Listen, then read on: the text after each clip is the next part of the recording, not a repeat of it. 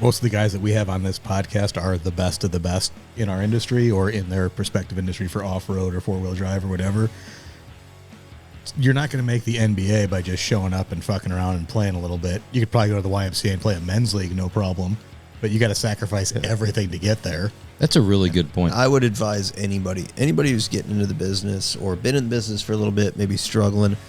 I think that is before you go buy the bead roller, before you buy the Polmax. I think that class is money well spent. If your shop runs well and the billing is well and there's things that just work right, you actually get to build better cars. Welcome, everybody, back. Another episode, Oil and Whiskey. Rodger Lee, in person. Repeat. You're coming back. Now we're doing it here, live and in person. Last time was virtual. Virtual? Yeah. About the same time of year. Just was in warm California. It's warm here. It's like 60 today. It's nuts. Yeah, it's nice. Yeah, it's different here. The weather's getting better. Yeah. But you had so much fun the last time that you figured you got to come on. Had to do it. Had to do it in person. It's sometimes past. I think that was season 2, right? Whatever it was not now. It was previous. It was a few years ago. That's a good observation, Josh. Right. Yes. Maybe when that picture was taken with your arm. No, that's probably the best observation. No. Let's all take a moment to just check that out. I knew that was fucking coming. Well, it's too good. We cycled through these, and we got these. It's the angle. We got It's the these angle great of the picture. pictures, and we're trying to figure out who's in the passenger seat over there. And Rodger says, "Well, it's definitely Josh driving." Obviously, we see his tattoos, but he says before he's working out because you can see those fucking noodle arms on It's him. the angle of the picture. You could fit 2 arms in that shirt. But that's a Look good at that. before. Yeah. Your elbow's should be bigger than your proud. bicep. Those are called gains. That's right. Those are gains. You can kind of take that in a roundabout kind of way as a compliment if you wanted to. But it's not. say. It's not. It's more so. Hey, don't worry. take Don't it. worry. More Take so, it, 'cause it's gonna I'm come more so back. focusing on the fact that you look like shit for a long time than you do like looking better for a short period of time, which it's temporary. Like you fall off the wagon. You're always And the beard looks a little darker, but that might just be the sun. Could be the sun. could be the sun. Yeah. I am. I wonder who is that in the passenger seat though. I don't remember. It's probably some dude you picked up. We were in southern Florida. Probably I think it's Tim. Weren't they on that road? No, that's Scott not and Tim. Tim? No, That's not Tim. That's not Tim's head. It looks like Mike Wagner, but I don't think it is. It's definitely not Mike Wagner. I know it's not. He wasn't on the trip, so We may never know. it's a mystery. I'm so glad that you started this off in a nice, kind Psych you manner. out a little bit. Yeah. Sorry. Hey, no, this is just the way it is. Roger encouraged Elliot told you, like he said, he wanted a shit show. That's what he said. He said, make it a shit show. Yeah, I said I was trying to prevent that. Well, one thing we're going to touch on, we might as well just go ahead and get right into it. You're out here. It worked out great. You're doing, I think that we're all in agreement that we're going to call them conferences. Well, see, I heard that debate with Troy, but I feel like conference is going to up the ante on the clothing. You think people start? It's clothing optional currently. No, it's required. Or you think people are just going a type up. You think people are going to start wearing like the little thin zip up vests? It's just You know, going like- to get more fancier.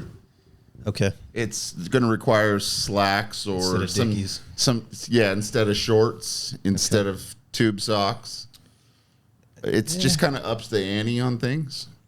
I mean, is there a I think you could charge another 10% if you call it a conference. maybe, but is there a segment I'm not putting pants on for 10%. is there a segment in said conference where you have to talk about like appearance, or are you okay to like just be who you are and rock it out? Well, it's about how to build cars, not how to have a persona. Okay. And so we'll just kind of stick with that for now. Got it. I remember when I was interviewing, the SEMA guys called and tried to, get involved, and the PRI guys called, and one of the guys on the meeting, the Zoom meeting that I totally messed up, had said that I could be the next Dave Ramsey of the hot rod industry, and I thought for a second, well, that's a great compliment, but I don't know if that's what I want to be. That's I don't know. Dave Ramsey's got a lot of good going for him. I like Dave Ramsey. Did you tell you were going more for the Chuck Liddell of the hot rod industry? The Bam Bam Bigelow or I don't know. That's always been the thing of trying to figure out where the lane ends for the the classes or the conference, because really it's more of a boot camp. Well, for those that are maybe just joining or just for some reason just learning about what we're actually talking about, you've been doing business classes for what, 3 years, 4 years? 3 years. This is number 8. This should put us just about 100 shops that have attended. Sometimes there's wives that come, or assistant managers, or co-owners, things like that come into the class as well. We really feel like it should just be the person who deals with the customer on the front line, that's dealing with pricing and dealing with those things, that's going to decide what you're saying in the conversations with the customer.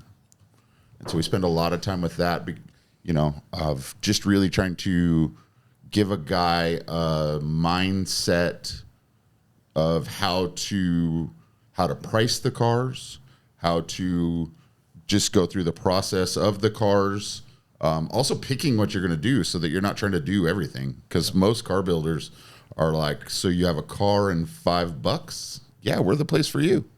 All right, man. I get you a couple hours of couple minutes of labor. Yeah, a couple minutes of labor, and we'll get you right out of here. How do you handle that with we talked about this before. It takes a while before you can get that picky. What do you do about like keeping the lights on? And we talk about you're going to have to kiss some frogs, but there's a point where you need to decide what direction you want to go. Right. Because I think a lot of guys, I did it myself. Which just seems funny, I made a snowmobile trailer in my early days living in California, because the guy could find nowhere else to make a snowmobile trailer for obvious reasons. And I made lumber racks and did all kinds of different things to keep the doors open when I started. And I never really had the game plan. And I just remember waking up one day and I had valve covers I was trying to sell, and I had chassis I was trying to sell, and I had all these things going, but I really wasn't good at one thing because I'm spread so thin. And I just really never, and I'm not sure I ever picked my lane with the cars, because we've always kind of done all kinds of cars. I don't think we've screwed one up that you're like, yeah, that's probably not our lane. Right. But I think I think now, looking back on it, I think you should have a direction where you want to go. Maybe you're like, hey, I want to build traditional cars eventually, or I just want to build pro touring cars, or I just want to, or whatever it is you want to do. Maybe you're like, I want to have a huge shop and have 100 employees, and that's the direction you want to go. Or you just want to be like Dave Lane, where he works in his garage and, or his shop in his backyard, and was just by himself because that's just what he wanted to do. And so that's really, we spend a ton of time. I can tell you which one to pick. I think everybody secretly wants to be Dave Lane. It's 100%. Probably the most like unspoken thing, but I bet you, if you talk to Jeff Bezos, he probably knows of Dave Lane, and he's like, that's a guy who had it figured out. That guy's got it kind of figured out. Yeah. As he's cruising in one of his yachts. Well, yeah. That's kind of nice. Dave Lane has yachts. Probably. Probably. Now that he's retired. Or a nice sized boat. I wouldn't be surprised. Well, he has a Jag, so that's not far. Yeah, it's the next step. It comes with progression. Yeah, he's probably shopping for one. Dave Lane, if he's got a Jag and he's Dave Lane, that's a wooden boat guy.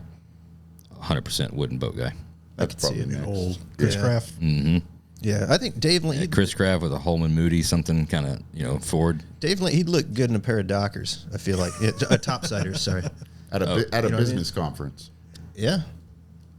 A special, special guest. I see the Dave Lane's still a jeans guy. He's a jeans guy, but I could see the topsiders at the. Seems like he'd wear it well. I don't know how the fuck we got there. Anyway, but yeah, we spend a bunch of time just trying to decipher that, of really having a plan of how you're going to get on the freeway and get into this business life, and whether because a lot of people just try to take the on-ramp and go straight to the fast lane, and they're like, we're going for the Riddler next year, and you guys that have gone look at that, and you're like, yeah, that car that you're building's not there yet. So you got a clearly identified goal, and then step back and be like, all right, here's where we're at, here's the clearly identified goal, now let's figure out the path. Yeah, you just don't blaze right out to the fast lane right. and go out there, because it's probably not going to work as well as your ego may lead you to believe. Because I think at some point we've all and that's probably the point too we get into, is you really have to decide if you're going to chase your ego or your profit, because it's hard to have both. How do you present that? Yep. Just like I said, that's you- that's in the day. The first 10 minutes, there's the first one that says, if you don't get a little butt hurt, we're not doing our job. Yeah. Because we're probably going to say something to you that you should probably clean up your shop because it's a mess.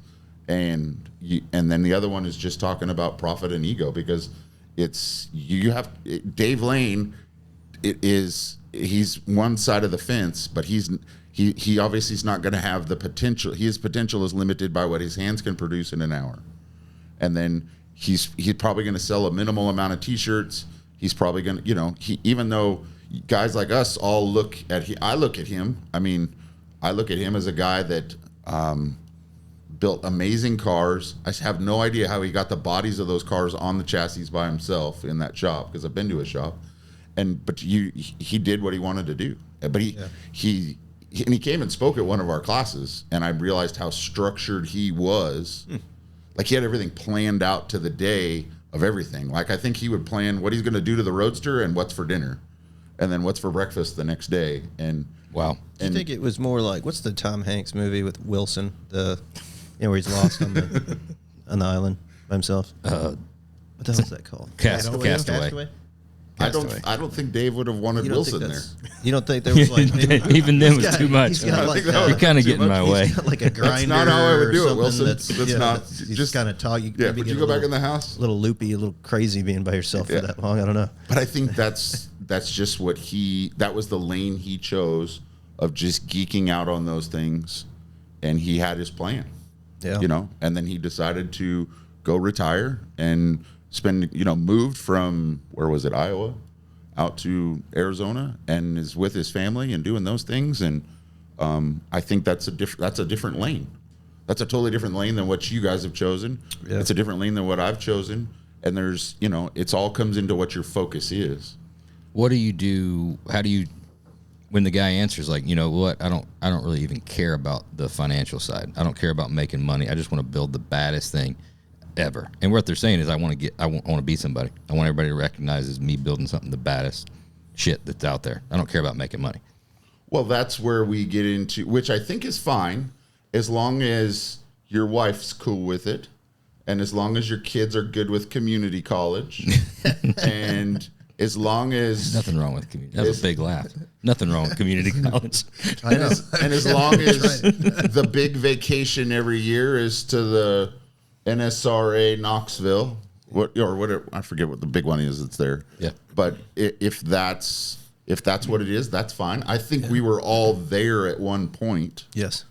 And I think that's something that we all... You wake up one day and you realize there's just more to life than all of that. Yeah. It's great. I still love cars, still eat, sleep, and drink and breathe and do everything cars. But you also realize that there's just some other things that are great in life too. Yeah. Do you think that's because you've gone through it, you're on the backside of it now, and you had to put that in, you had to bust that much ass, you had to go for those awards in order to get where you're at and get the reputation, to now be able to have the work and, I don't want to say coast, but compared to what you were doing, I'm sure it's... Well, I do remember a long time ago, I bought a trailer in Nebraska, and I wanted to, and I knew Tracy Weaver, and they were going to have the Omaha World of Wheels, and Chip Foose was coming to that. And so, I mean, you're talking 15 years ago that this happened. And so I knew Chip was going to be there. I knew that Tracy, I think, was picking up Chip and myself from the airport at the same time. I was just there to get my trailer and go home for whatever reason. And it happened to be at the same time. And I wanted to ask Chip some questions, some business questions. And that's where all of the stuff for like the Fabricators Union, that's where all those things all came into play for me of getting questions, but also trying to give back, because I had wanted so much to ask Troy Trepanier questions. Let's ask Troy right there. That's young Troy. Yeah. I had to double take at that one. Where you're like, that's probably what he looked like when I wanted to ask him the questions.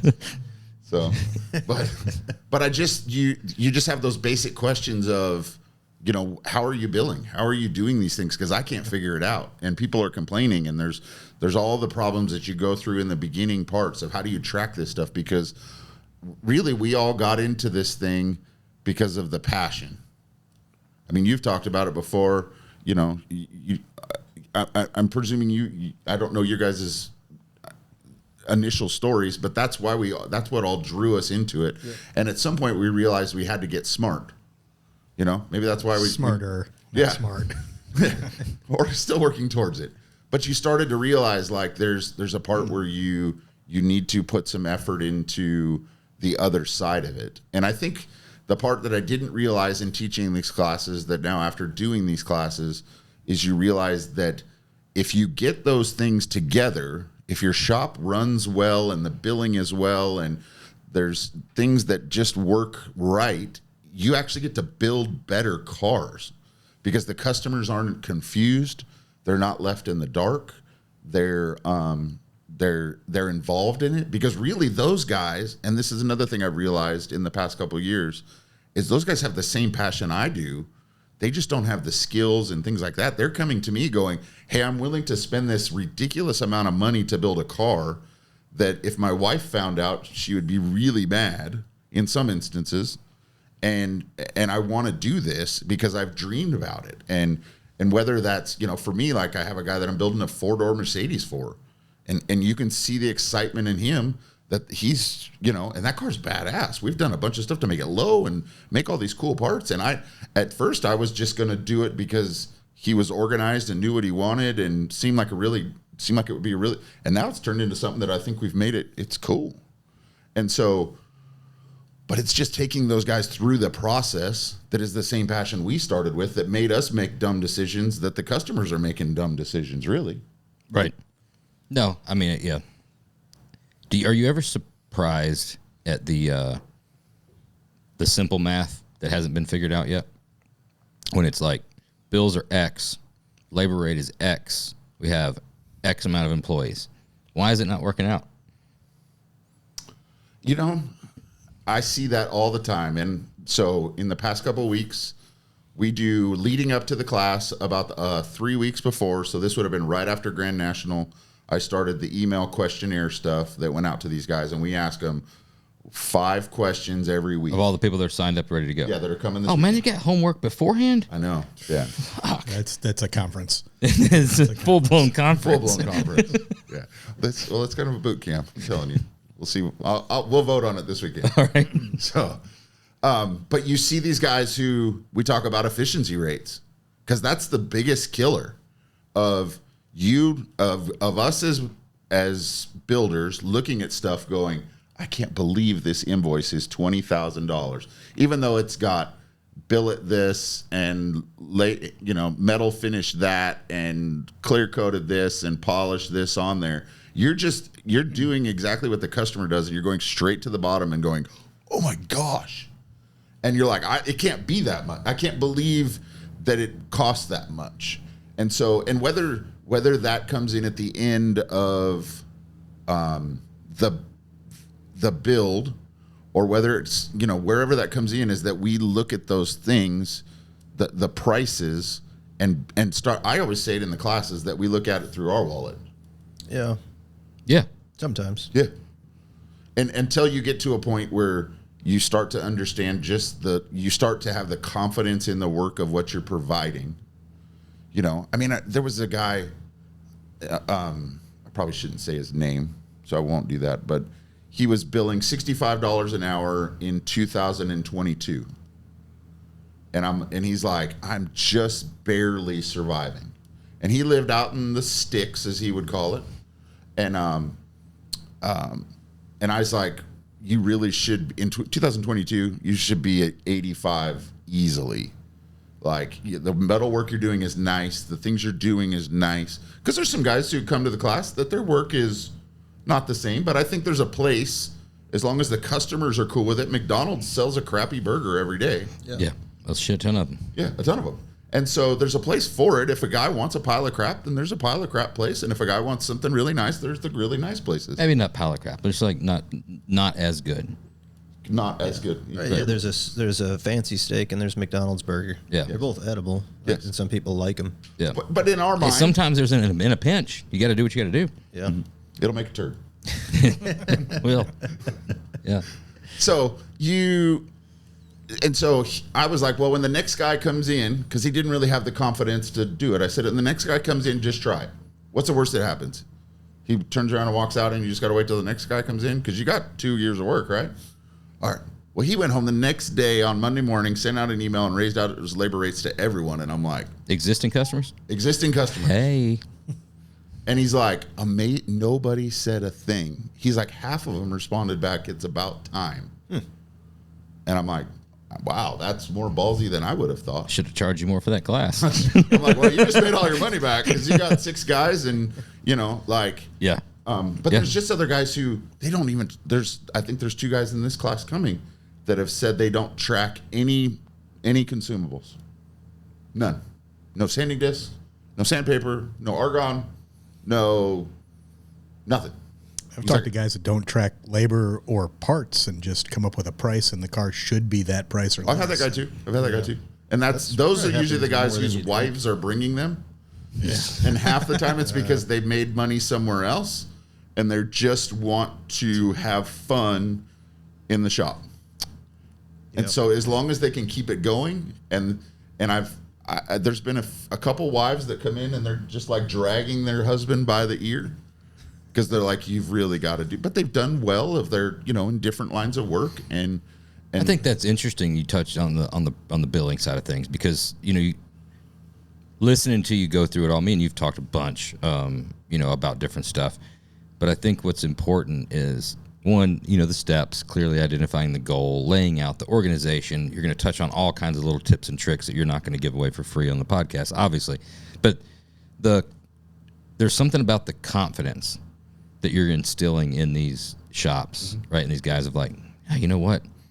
Me coming up on my own that I need to raise prices, I'd struggle with it mentally, or I'd be like, oh, this guy's not going to have it.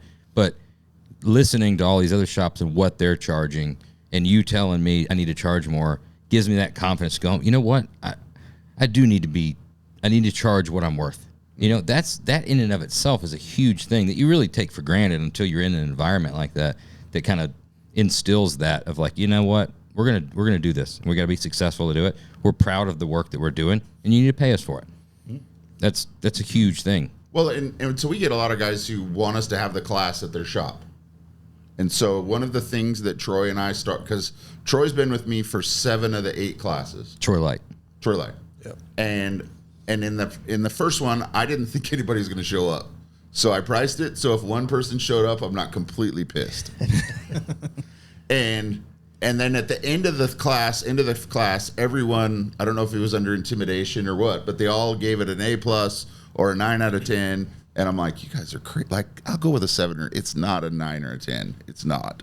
But just because of the things that came from the class from guys who were very well established to guys who had no idea, they weren't tracking anything. Yeah, just $1,500. Well, how much were the parts? I don't know. How much? I just spitting out numbers. Yeah. His wife brought him there too. And now you see that things are different. And so, for me, that was part of the process of the class is the price goes back to the Fabricators Union. A lot of the stuff that was said on the Fabricators Union for a long time, you still get the same people who comment on there about having troubles with customers. And it's the same thing. And Troy and I've come to believe that you're not serious enough about it until you're willing to pay for it. Yeah. And that's one reason why we've never done it online. Yeah, that's a good point. Is you need to be serious about it. Yeah, if you paid for it, you invested in it. Yeah. You're gonna do your part to make it work versus just listening to him like, that guy's knows what he's talking about. And in this, what I've learned in the past year, because I've signed up for a business coach myself.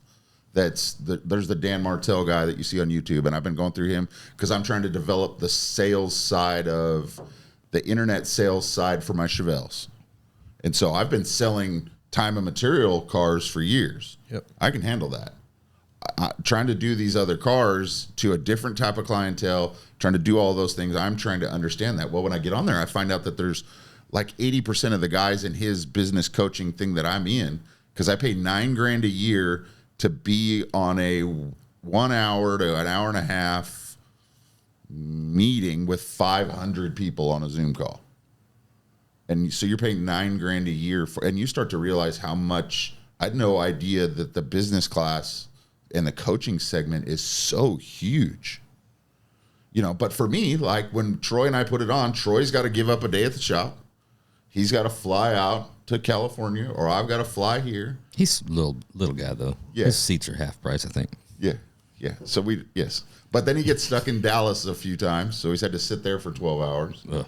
And just different things like that. And there's a point in time where there's a lot of work that my wife does to chase down the people to get the money, because we take a deposit on the internet, and then we do it closer to the time so you can lock in your thing, so we have an idea of how many people are coming. And there's a lot of stuff that goes in behind it of just the process. And then most every person that's on the fence, you have to talk to on the phone, because they don't really understand what you could possibly say that could help them.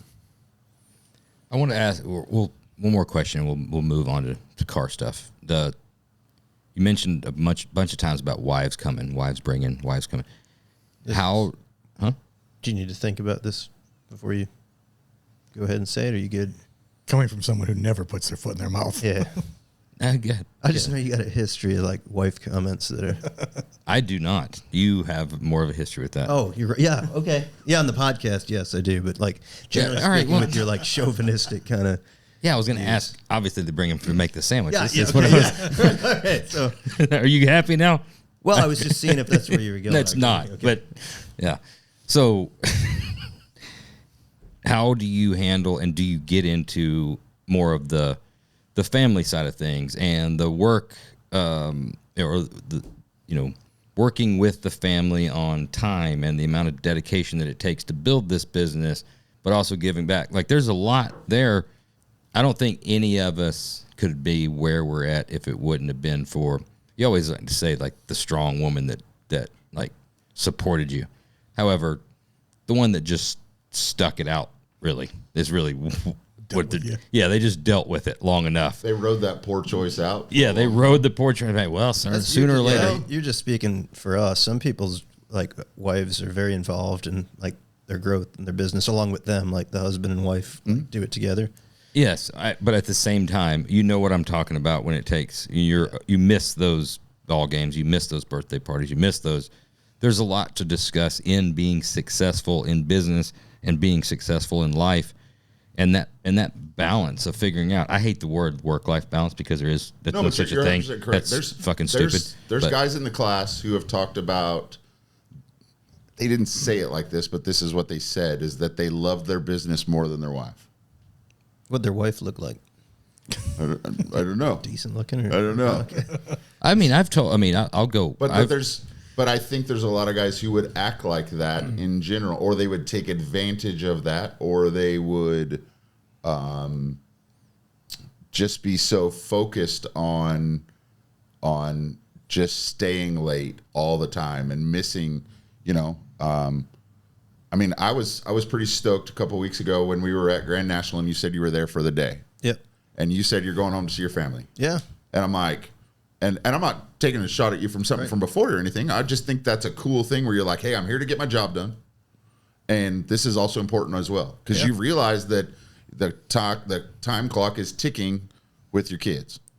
There's going to be a point where they don't want to hang out with us anymore. When they get to that age, my kids are 11 and 13, it starts setting in more and more because it's going quick. Then, it seems like that infants and toddlers, it's just like never ending.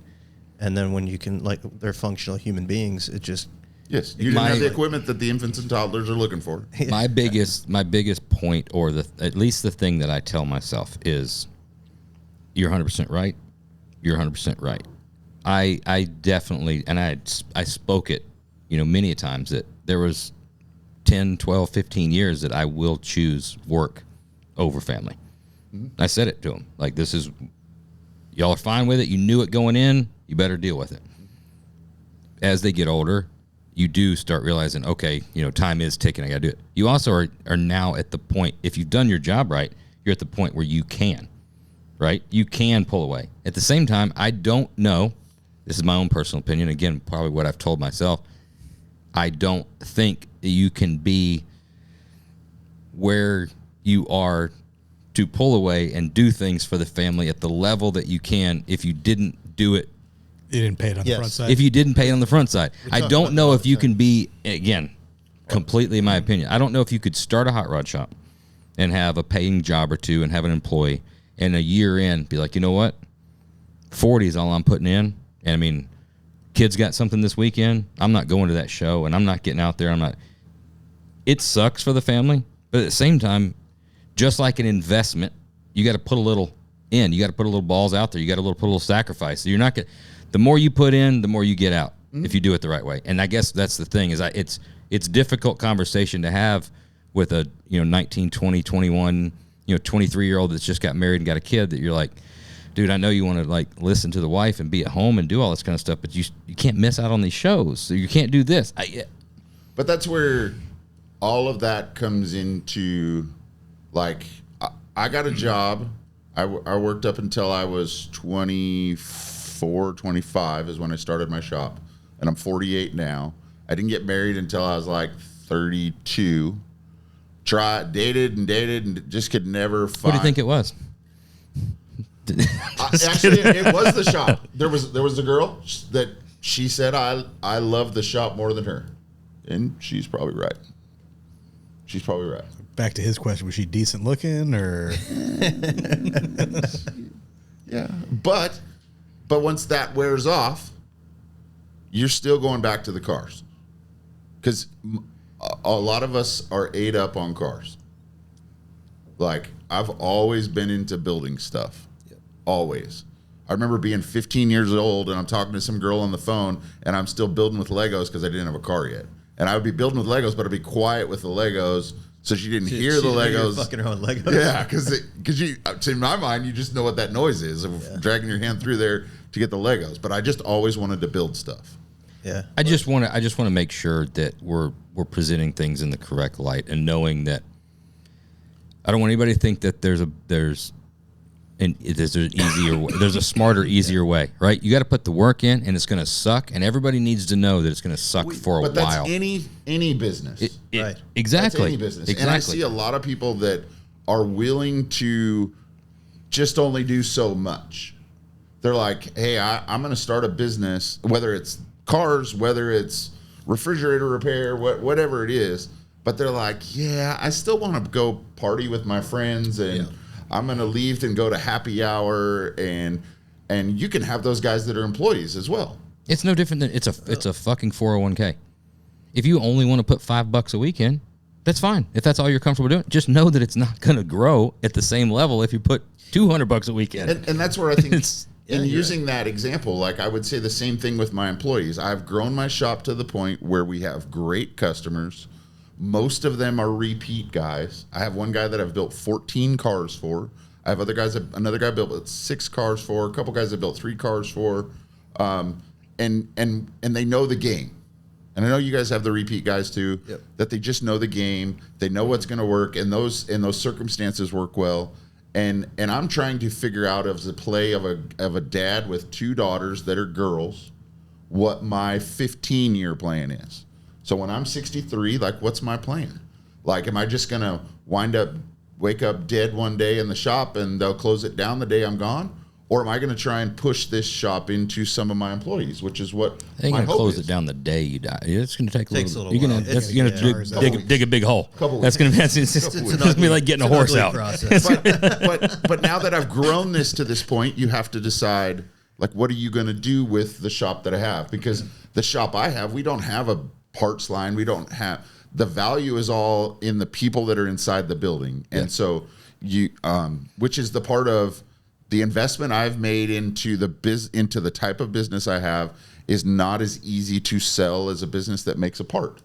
and you can create standards and systems and sell those things. And, you know, you've seen all the companies that Holly's bought. You've seen all the companies, and you have a product that's a viable business that you can transfer over to someone else. And so, but now I've been able to develop through myself and through my work effort and through the customers that I have and through owning the building that I've been able to purchase, because that's the biggest thing we encourage in the class is as soon as you can buy the building, to buy the building, because there's like three parts of the pie. 1/3 of that pie is going to go to the employee, and that's actually getting higher now because of just what wages are costing to get people anymore.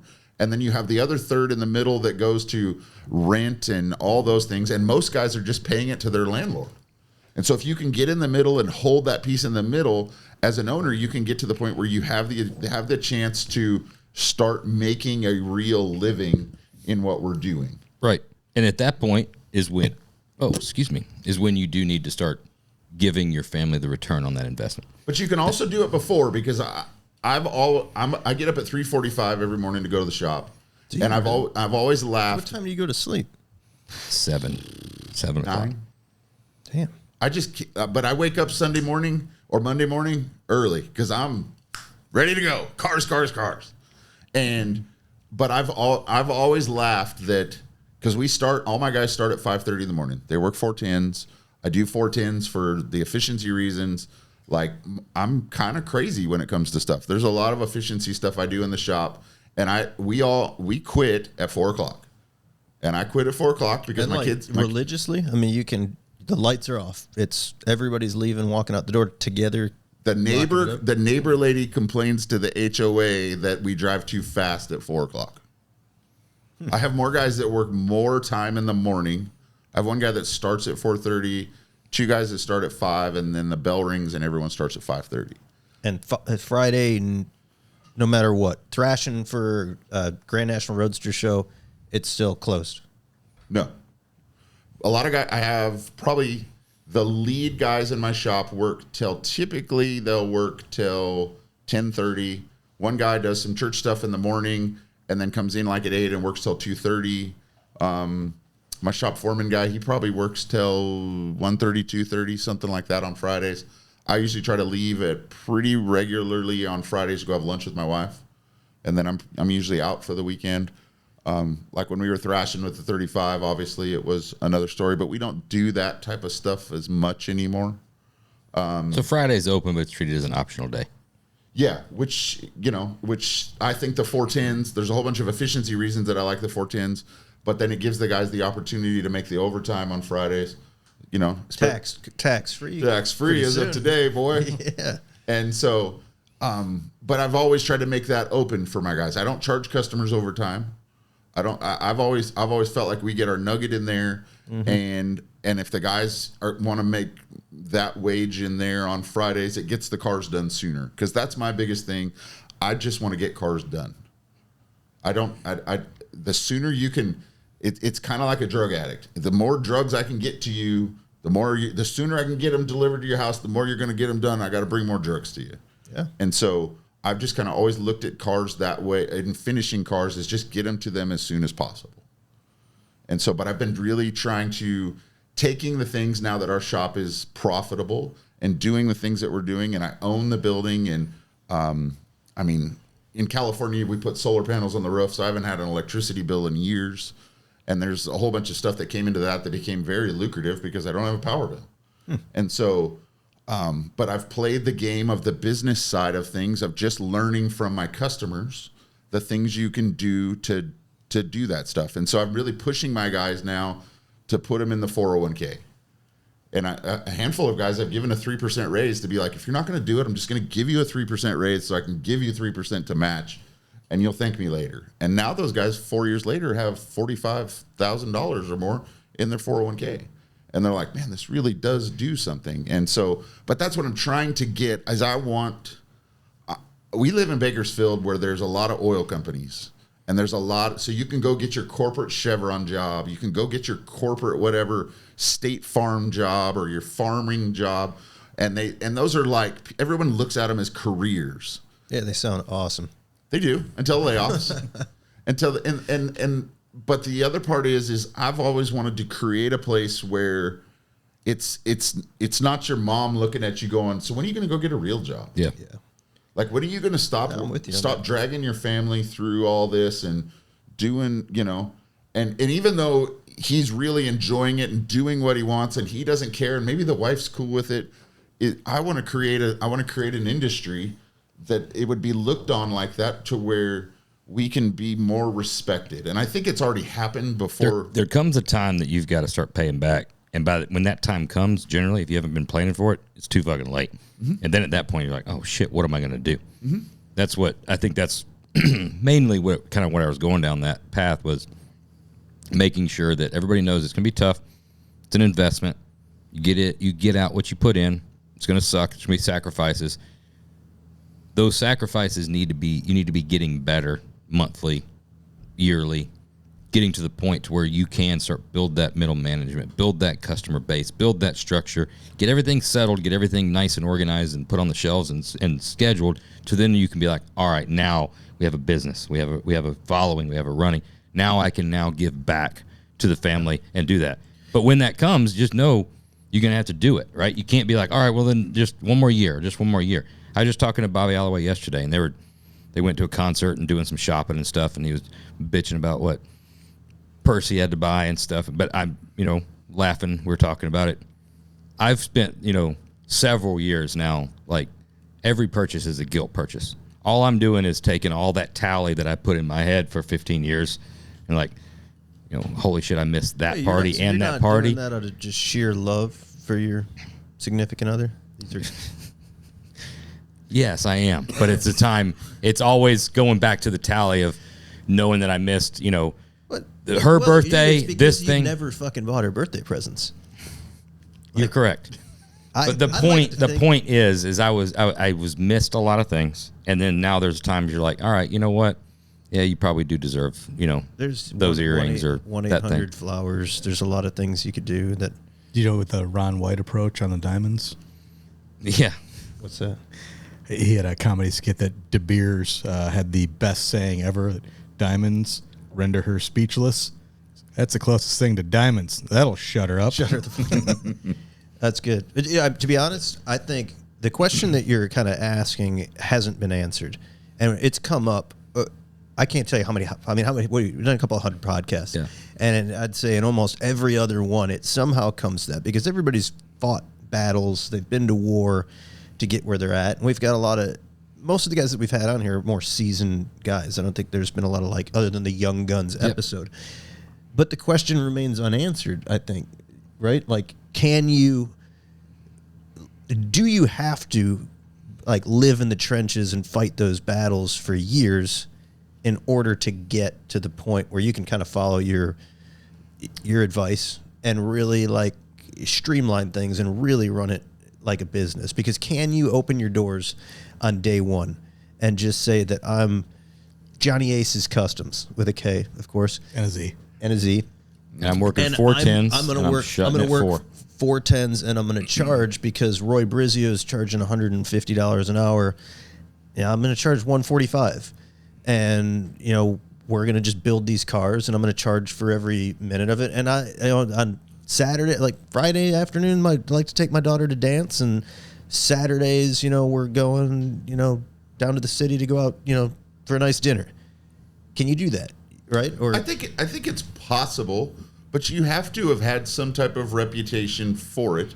You're not just going to go, well, I learned how to TIG weld last week, and I rented this building. And I think it's much harder to start today. My first shop was $250 a month. Yeah. I think a porta potty cost that much to have dropped off at a construction site. Yeah. And that's where we've joked that there's been a handful of guys that have come to our class. I think there was a guy out of Indianapolis that I think he still worked in the shop in his parents' backyard. And he was young, 19. And we all joke that he might have been the smartest guy that's ever come to the class, because you have a lot of guys that have made a lot of bad decisions. So yeah, you take this car in that's bad, you've priced wrong. I had this guy that came to a class that he bought a business that his dad was in, And then he thought all these cars that were there, because there's like, I'm just going to take a guess, 6 employees. And there's 40 or 50 cars in these 2 buildings. I'm like, you have 12,000 feet for 4 or 6 employees? Well, we don't really go in the back building. Oh, so you're paying rent on this other building to store these cars? Yeah, but this is all future work. So those guys have been sitting there waiting patiently. You're paying for it. And you're paying for it. So these 6 guys have to pay for that building. You're crazy.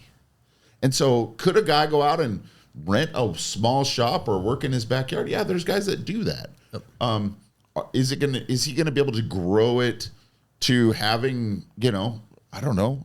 I have 15 employees that we predominantly build cars. I would say that's on the upper end of a size for a shop of just building the cars. You guys obviously have more guys, but in the shop we're pretty similar to that. Yeah, pretty similar to that. Yeah. Because once it gets beyond there, it becomes really hard. Yeah. Just to get the people, just to manage the people, just to keep the quality of the work, just to do those things. And so, but could a guy start? Yeah, I guess he could. And I feel like the class that we give a lot of information that would help a guy, but you see guys come in that are smart, that are not. Could I have done it from the beginning without working my ass off? Hell no. Maybe that's just because maybe I'm only asking that because I'm not that smart. I had some work ethic and it helped to get there. Like if I was really smart, maybe I could have done it. Could you have grown? I couldn't have. If this was a flower shop, yeah, and you didn't have the passion that you had for the cars, Dude, look like a flower shop kind of. Could you have grown Roadster's flowers to the point that it is without the passion? I don't think so. No, because I don't think I'd be like working through the night. But like that's the problem. Flowers, If you don't have the passion, you ain't gonna put the extra in. Yeah. And I don't think when we get into it, there's not like you ever hear of a startup hot rod shop. Well, you do. You just, but not. But I'm saying like is in a tech business where it has that whole startup industry stuff. You just have some dumb guy that wants to chase his dream just like the rest of us and wants to prove to the world that he can build the best cars and he can do this and wants to see his name in lights somewhere doing that. Yeah. And I mean, I'm just thinking like we just had a great podcast with TJ Russell from Russell Built that does the like Baja Porsches. And he's talking about, I'm a huge fan of his work. I love the cars. He's talking about kind of how he got his start. And this is, dude, he's talking about he just laid it all on the line. Literally lived in his shop for how long? 9 years. Yeah. Was it really 9 years? I think so. It was for a long time. Holy shit. Yeah. And ends up. But he saved every single dollar. Yeah, saved. I mean, so he certainly had a business sense about him, but the sacrifice. It's probably the greatest sacrifice story I've heard out of all the guests that we've had. And then ended up working for Singer, doing some fabrication stuff, and then like finally got his shot. And it took that to get it like to launch to where he is today. And whether he's like in a sweet spot today or not, I don't know if he's like where he wants to be yet or not, but it's another story of massive sacrifice to get to where he's at. I kind of equate it to like a professional sports player. Like most of the guys that we have on this podcast are the best of the best in our industry or in their respective industry for off-road or four-wheel drive or whatever. You're not going to make the NBA by just showing up and fucking around and playing a little bit. You could probably go to the YMCA and play a men's league, no problem, but you got to sacrifice everything to get there. That's a really good point. Yeah, but outside really is. To be the devil's advocate to that, that's a great point. But it's about like sports. Yeah, I get the sports part, but then to like support where Rodger's position where he's teaching guys, you take that guy that, Michael Jordan could probably come up and watch you shooting a free throw and just take your hand and go like this and teach you something that you may have worked on for God knows how long, wasting time trying to get to that point. Yeah. So there's also that portion of it. Like, I don't think there's a magic answer. And that's what we say. It's a little bit of both. Yeah, I think you're helping guys tremendously. I think we're pushing them forward 10 years. Yeah. Yes. Of just like you're saying, yes. Phil could stand there all day long and just shoot, and then Jordan could come over and just go, "Hey, if you twist your hand like that," he'd probably tell you to pull your shorts up. That's the first thing you do. Like, hey, white boy, pull your fucking shorts up. But then he would tell you to move baseball? your hand. But it just shares those points of just the nuances that we've learned of just things that make things run better. Yeah. And I don't try to just teach. We don't teach just one way. Troy does things different than I do. Like you could take the tracking of consumables. I'm a bucket consumable guy because I track everything that I can track in the buckets. Okay. So if I should Per job or just as a whole? Each car is a bucket. Okay. Waste bucket. Yeah, it's a DSE thing. I saw the buckets at DSE, and I'm like, oh, that's a great idea. And I don't know what else they did. I just knew they were putting stuff in it. But I knew if I ever saw sanding discs in the trash can, or if I ever saw sanding paper, because in my mind, I want to be able to charge for everything that I think leaves with the car. The welding wire, the argon, the TIG rod, the TIG rod, the sanding paper, the sanding disc, the surface prep discs, all those types of things that I can track. Those all go in the bucket. Those little fucking belt sander belts too. Those are the ones that'll get you. But those are hard. Those are hard to go. Hey, this is the guy with the Chevelle's belt, and this is the guy with the pickups belt. So then we also have untracked materials to where we take the untracked side, and that all goes into a kitty. So when I go to buy when I go to buy a dozen more sanding belts, that gets divided up against all the cars in there. So because I don't want my guys to spend time writing down, I use 3 cubic feet of argon, 3 sticks of TIG rod, all these things. You're going to spend 15 minutes a day tracking this stuff. Then my wife's got to. How much time do you spend tracking it? Then digging through their garbage box.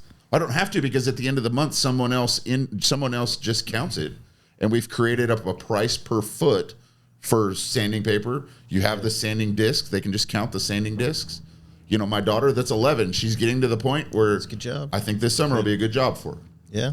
Of just doing, and I've tried to make my system as simple as I can for my laziest employee. Not for, I'm expecting you guys to take this off the shelf and itemize this and reorder it and make sure it gets put back up on. I'm presuming that I don't have that motivated guy. So my least motivated guy, as long as I don't see sanding discs in the trash can, they're only in here, and I only see them in the dumpster at the end of the month. That's all I have to do. And I can have our tracked stuff, and I can have our untracked stuff. There's other guys who do percentages, and I'm cool with percentages as long as you know you're not losing money. Yeah. But I also don't want to track everything and go, we have 1/4 inch bolt with 4 washers and nylocks, and my wife's got to type all that down. It's be too much. And that's been really the secret for us, is we don't have a lot of administrative people to pay as well. My wife and I were able to run everything up to 11 employees. And after that, it got pretty hectic. So what'd you take on in the administrative staff? We have another person now that's helped. I've tried some shop managers that were just kind of made sure everything was working. They might run parts. They might do this and that. They just coordinating a lot of different stuff. And now we have someone who, she ships out some parts that we are selling. She counts the stuff at the end of the month. We decided to get rid of rag service because it costs more to wash the rags than it did to just buy new ones. That was one thing. Once those guys come in, you're just bleeding money. Oh man, that was one thing. I think that's the greatest thing that my dad ever taught me. He looked at those guys as the biggest criminals in the fucking world. Really? Oh yeah. If anybody that comes in and can get their hooks into you, that can stock shelves, and put stuff put do that glass monthly cleaner, service, weekly service. put rags. He'd kill the fucking rag guy. We got rid of the fucking rag. We got rid of all the rag. We put in fucking blow dryers in the rags are gone. Yep. Yeah, but you're gonna have to shop rags. You're gonna. Yeah. And so we bought them rags in a box. You dispose of them. Yeah, and so we have those, but I just throw them away.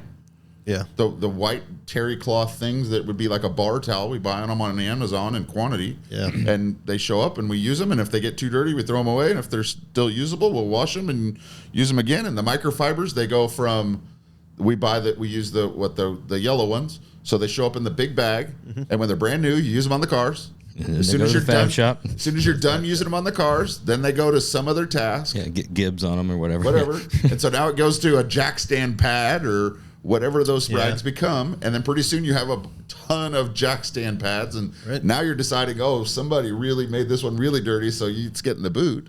But that's what we've gone to. We have paper towels in the shop because I didn't want the long roll. You remember the long roll things? Yep. But there was a bunch of stuff disgusting. There was a bunch of stuff when I moved into my new shop. I wanted to set up from my old shop. I wanted a hands wash basin that had 4 heads on it, not just because my old shop had one sink and we had like 10 or 11 people and it'd be Line up. and there's a line. And so everybody would stand in line to wash their hands and then clock out. Yeah. And I'm like, I'm paying for that. So then I get this one that has four things on it to wash your hands, and in the new shop it has a water heater, so it's even warm water. It's kinda nice. It's plush. We got a service. They come around and wash the guy's hands for us While they're working. Yeah. Before they as leave they're their about station. to check out. It's A pretty guy can only dream. A guy can only dream. That's all really good stuff, man. I mean, I hope you didn't feel I wasn't trying to like discredit anything. I was just, asking questions. But I think what you're bringing to the table is massively valuable. Yeah.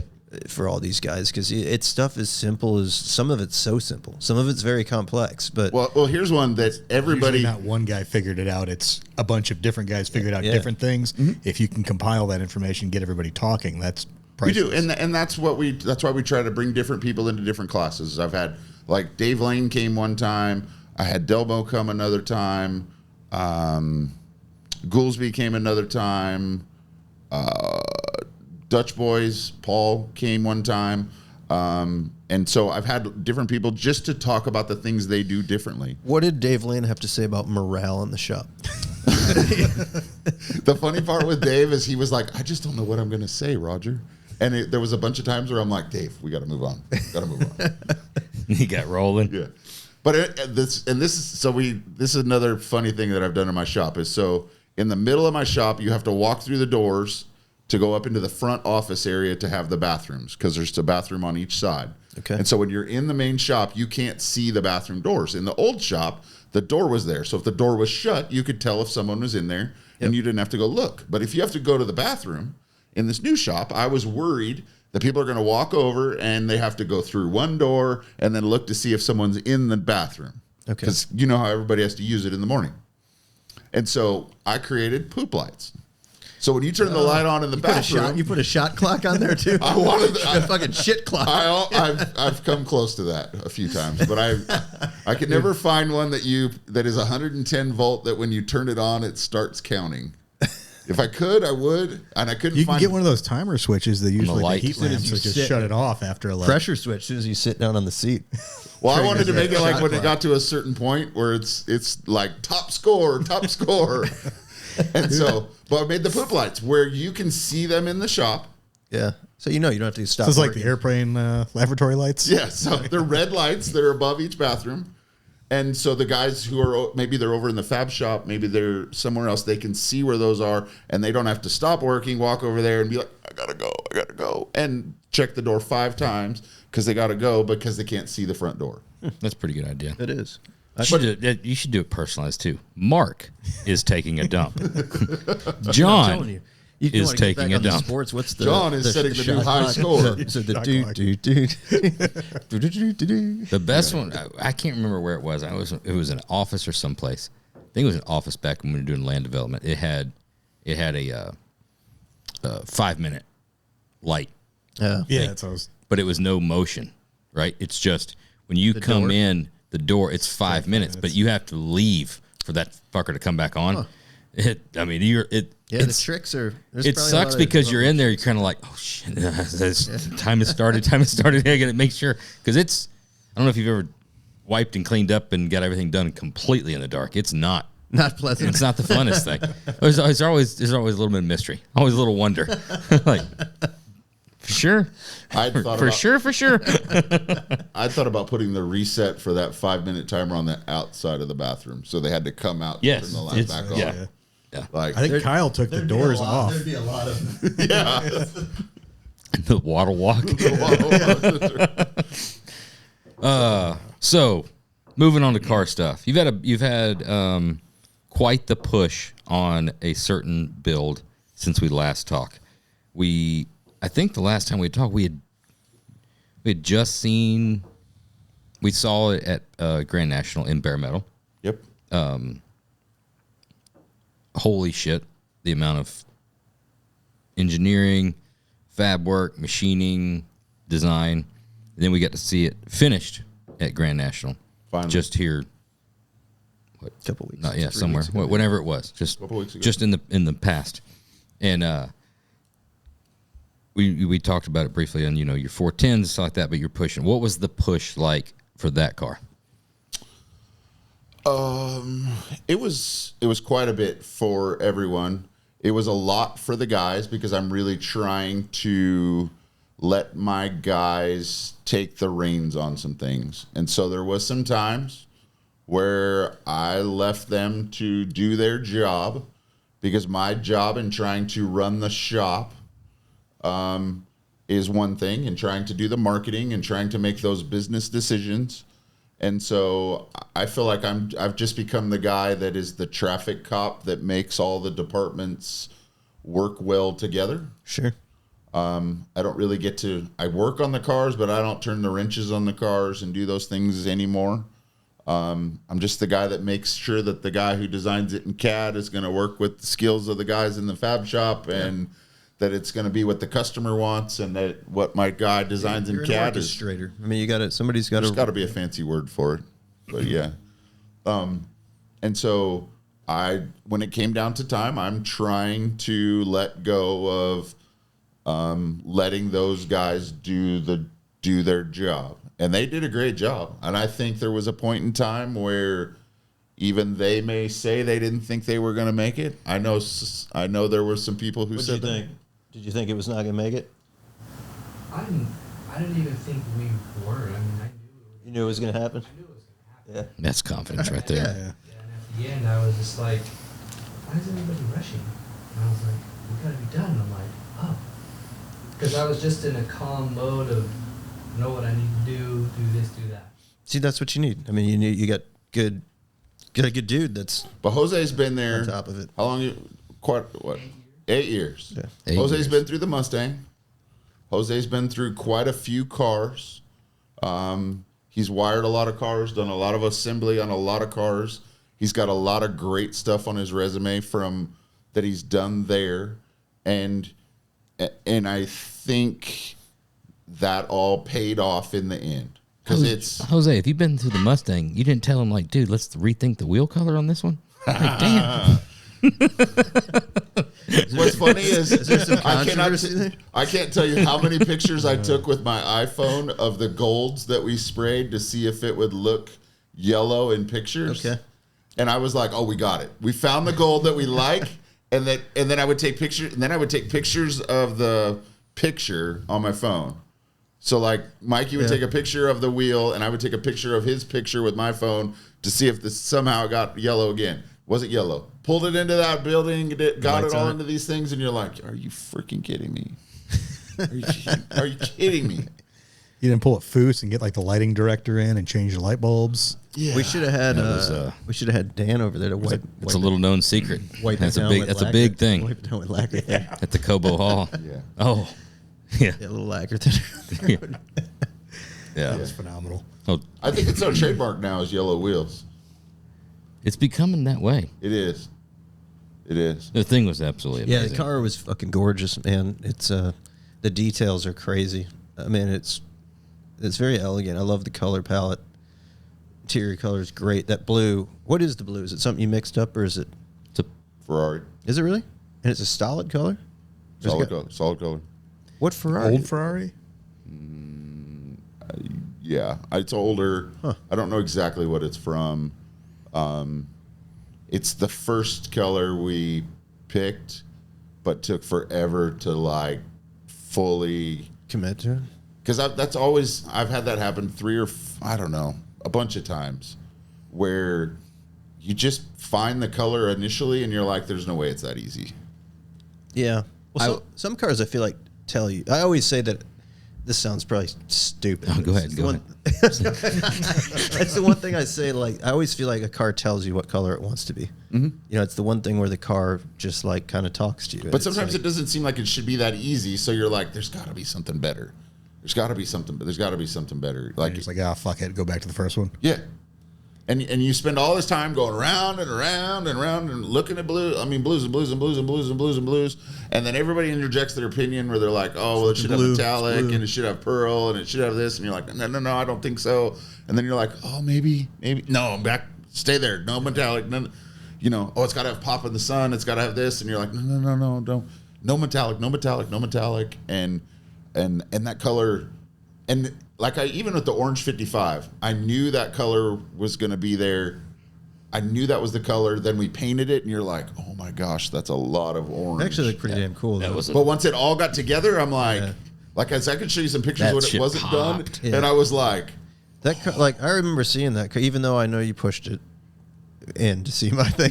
That thing had yellow wheels on it too. but it didn't look yellow on I was there. like, dude, that fucking car was badass. It was. It's one of my favorites. I mean, the satin black, you know, fucking. I think the hood was off, maybe.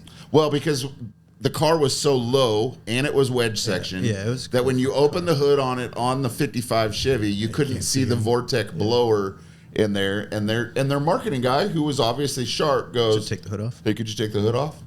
And I'm like, Hey, fuck you. well, I wasn't at that point yet. That was yes, sir. Yes, sir. Absolutely. That thing had like It had the look. 70s show rod, but race, but modern. Like it had it just hit on all the things. It really did. Yeah, it was Did you good. guys ever hear it? I never in person. I don't It think. has that huge Vortec blower in it that was terrible to get because it just makes like instant boost. The scream But the whole time. the whine in that thing was like 3 gear drives.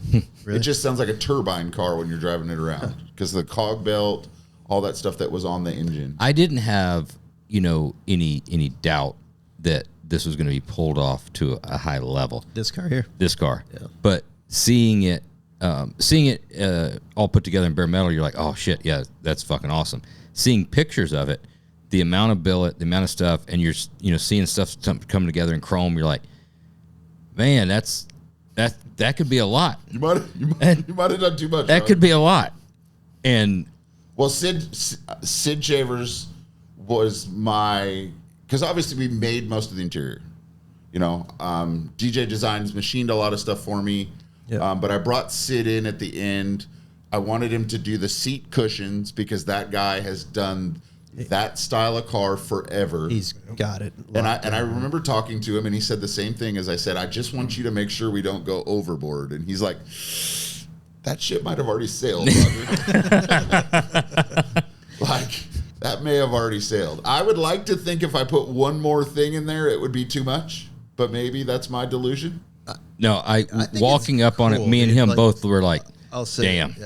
because it's certainly a departure from like you see the Chevelle sitting in the background. It's a huge departure from that, but in that era of car and the level it was done, I mean, it's more than what like a guy who's just building like a good guy's, just a high-end show car would do, but it's over the top, but not bad over the top. Like it's fucking cool. Like looking at all the details, I thought were badass. The firewall's killer. I love the looking at the radiator thing with the dash is coolant cool. in it because you can see the green in the radiator. Well, There's just things that I was perfect like, fucking segue because I don't know if you liked this car, and I hope you don't take this as a dig because it's not meant that way.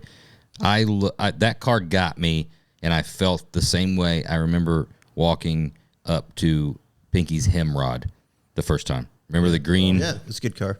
And Real it good was kind of car. like, oh. That's a great compliment if you think that. Because it's very completely different cars, but very similar, I guess, like Cartoonish feeling aggressive. where you're kind of like hot rod, cartoons, Anytime you kind can of thing. execute the rendering, like make it look closer to Yeah. the cartoonish rendering. But at it's cool. such a high show quality of the fit and finish, but Yeah. you're also kind of getting that like a cartoon is the only word to kind of cartoon-ish. Yeah. But in an old school, like that's one thing. That Hemrod is the only one I can remember that did the same thing for me. When you walk up, you're like, oh shit, it's got it all. What's at the, a high the level. Burgundy one that Eric did as well? That was one of my favorite cars of all times. The 36. Oh, the Federale Coupe. Yeah, I think that one was. I'm sorry. I'm talking about the little Model A Roadster. Loaded. Roadster That's pickup. the loaded. Yeah, I love. What Because that all right, what are was- we talking? Which one are we talking about? I guess we're all. I'm talking Eric, about the Federale. The Federale Coupe was the my sound favorite grill. we're all car that he's Pinky's ever built. fans, I guess. Yeah.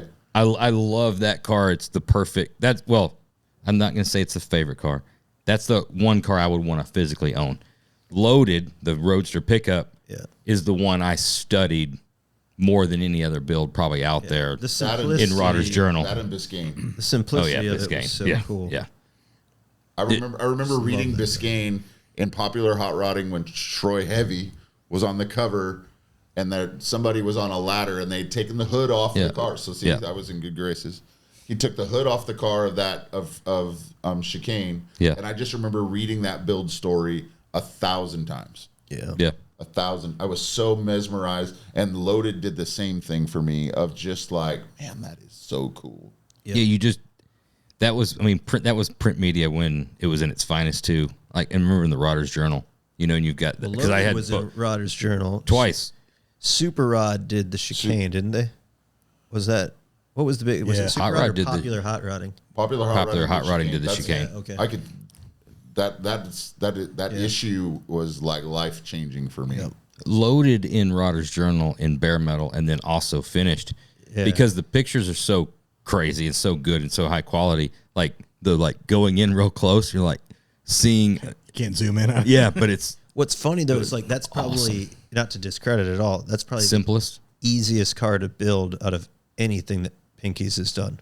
I'd have to say. Well, but that's the testament to it because it was one of the first. Like Yeah, that. It's almost seemingly like- so simple. Dude, it's almost but like you could have. it's almost like a beautiful wine glass.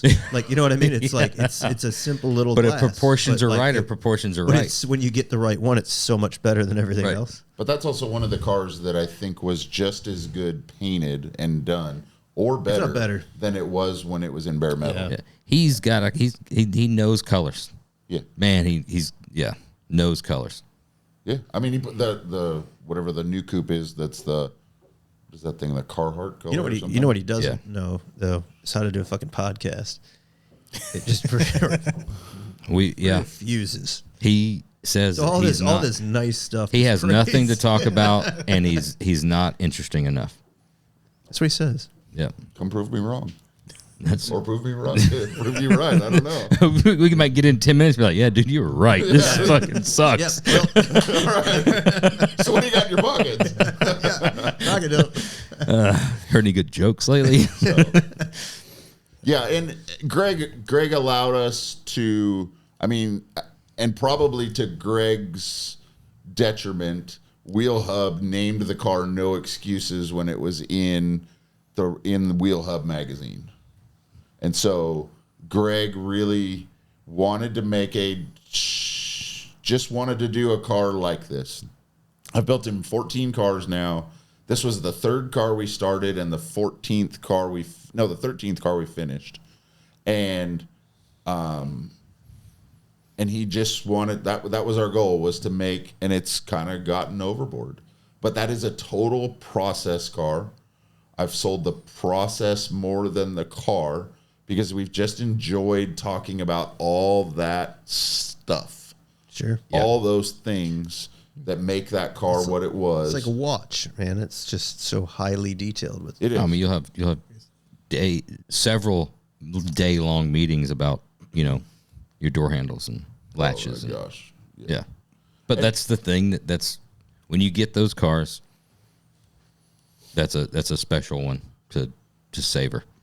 What brought about the 35 Chevy? I know he's a Chevy dealer. He's a Chevy guy. But And 35 Chevy's it's an odd car to start with. He wanted to do one that was in that era. Kenny Davis called and said, hey, somebody's got 2 of these for sale for $8,000. Everybody knows. Nobody trusts Kenny Davis on cars. You don't, picks not the- on rust. He picks Because he's he always like, can't oh, see. there's no rust. And He then you doesn't get know it what and you're rust like, is. No, there's rust, Kenny. No, but you can fix that in like a couple days. Like that ain't nothing. And you're like, I got it down in the hauler with a pitcher, and yeah. And so, but yeah, we got to do it over the rust. But these things were solid. The wood frame was still in great shape because those are all wood frame nailed to the steel nailed to the wood just frame into the wood. and. And so a lot of that stuff of the inner structure had to start from the very beginning with all that inner structure that's dimple dyed and recessed and is holding the shape of the body and had to be removed so it could be painted. The billet firewall that's in there had to be done from the very beginning. There were so many things that had to be done from the very beginning to accomplish what we did. Because that car, you can't, because there's no carpet, so everything has to be hidden on both sides. There's no place to hide anything in that car at all. It takes a lot of thought when you're doing it. Oh man, it takes a lot. And in reality, we've created, something that kind of goes against. It's just not our cup of. We're very proud of the work we did, but it's just. I've just realized that these cars can also become a lot of work. That's a tremendous amount of work. Just to do a photo shoot in the interior a couple of weeks ago in the shop with my guy that comes every week, I said, hey, get me some really good pictures of the interior for social media. And it took him like an hour because he's like, every time I turn somewhere, I'm getting a glare Flash from this. Or there's a fingerprint in the chrome, or there's all those things. And, now we've got to go back and make some carpet mats so you could actually put your feet in there. There's just things where you're like, it's almost too nice. Like, well, now comes the uncomfortable part. So, now you want a cocktail? You sure? yeah. This is something that I think is extremely important, as uncomfortable as it's going to be for you to go through. I think it's extremely important. You talked about, I want to give back, right? You want to give back and have people learn from experiences. Yep. Then this is a anytime that you don't what did Ricky Bobby say? First or last? If you ain't first, you're last, right? Second's first loser, right? That's kind of the way it is. Long build process. Long build. Lots of excitement coming into it. There's always those times. We've all been there, unfortunately. If you haven't been there, you'll if you're listening and you haven't been there, you're gonna fucking be there. Do it long enough, you'll be there. If you're not there, then what are you doing? Right. You have to be doing something pretty spectacular to be. There's those times where you manage your expectations correctly throughout the build. You build that car that's super fucking awesome. The customer loves it. And you go to a show to experience the show and you do the thing. And it's one of those ones of like, hey, no problem. We place. We don't. We had a great fucking time. Customer's happy. It was not what we built. Then there's those times where the ball starts rolling, right? And you start trying to push those ideas back in your head, right? And you kind of tell everybody, you never know what's going to happen. Or you don't, because there's a lot of builders who get themselves in trouble. If you don't, trying to make that pinnacle car with a guy who just wants a driver. Well, that's it. Completely different. But Completely different. Yes. Yes. So then those, the storm, sometimes the stars align, the storm gets going, and then we've all, unfortunately, like you said, if you're doing something, there's those times you sit back and you're like, it's probably the greatest thing we've ever done. Yeah. It's probably the best. I gave it my all. I pulled out all the stuff. And we love it. This is, again, you always manage your expectations, because if you're doing it correctly, you're not building for an award. Mm-hmm. Building that customer loves it. But human nature being human nature, car guys being car guys at the shop put everything into it. That buzz starts going. Then the worst thing is you get to the show, right? And you're like, holy shit, this is awesome. And then you start buying in the hype of everybody, Oh my God, this is fucking awesome. It's no different than being at Barrett Jackson when everybody's like, dude, this might go for $27 million. Yeah. And it's human nature. There's no way you can turn it off, but it's the bad part when it goes a different direction. Obviously, we're talking about that car didn't do what it probably should have, or what you wanted it to do at the show. It did phenomenal. It just didn't bring win home the trophy. It didn't win the favor of 6 people. Right. That's the best way of putting it. And that's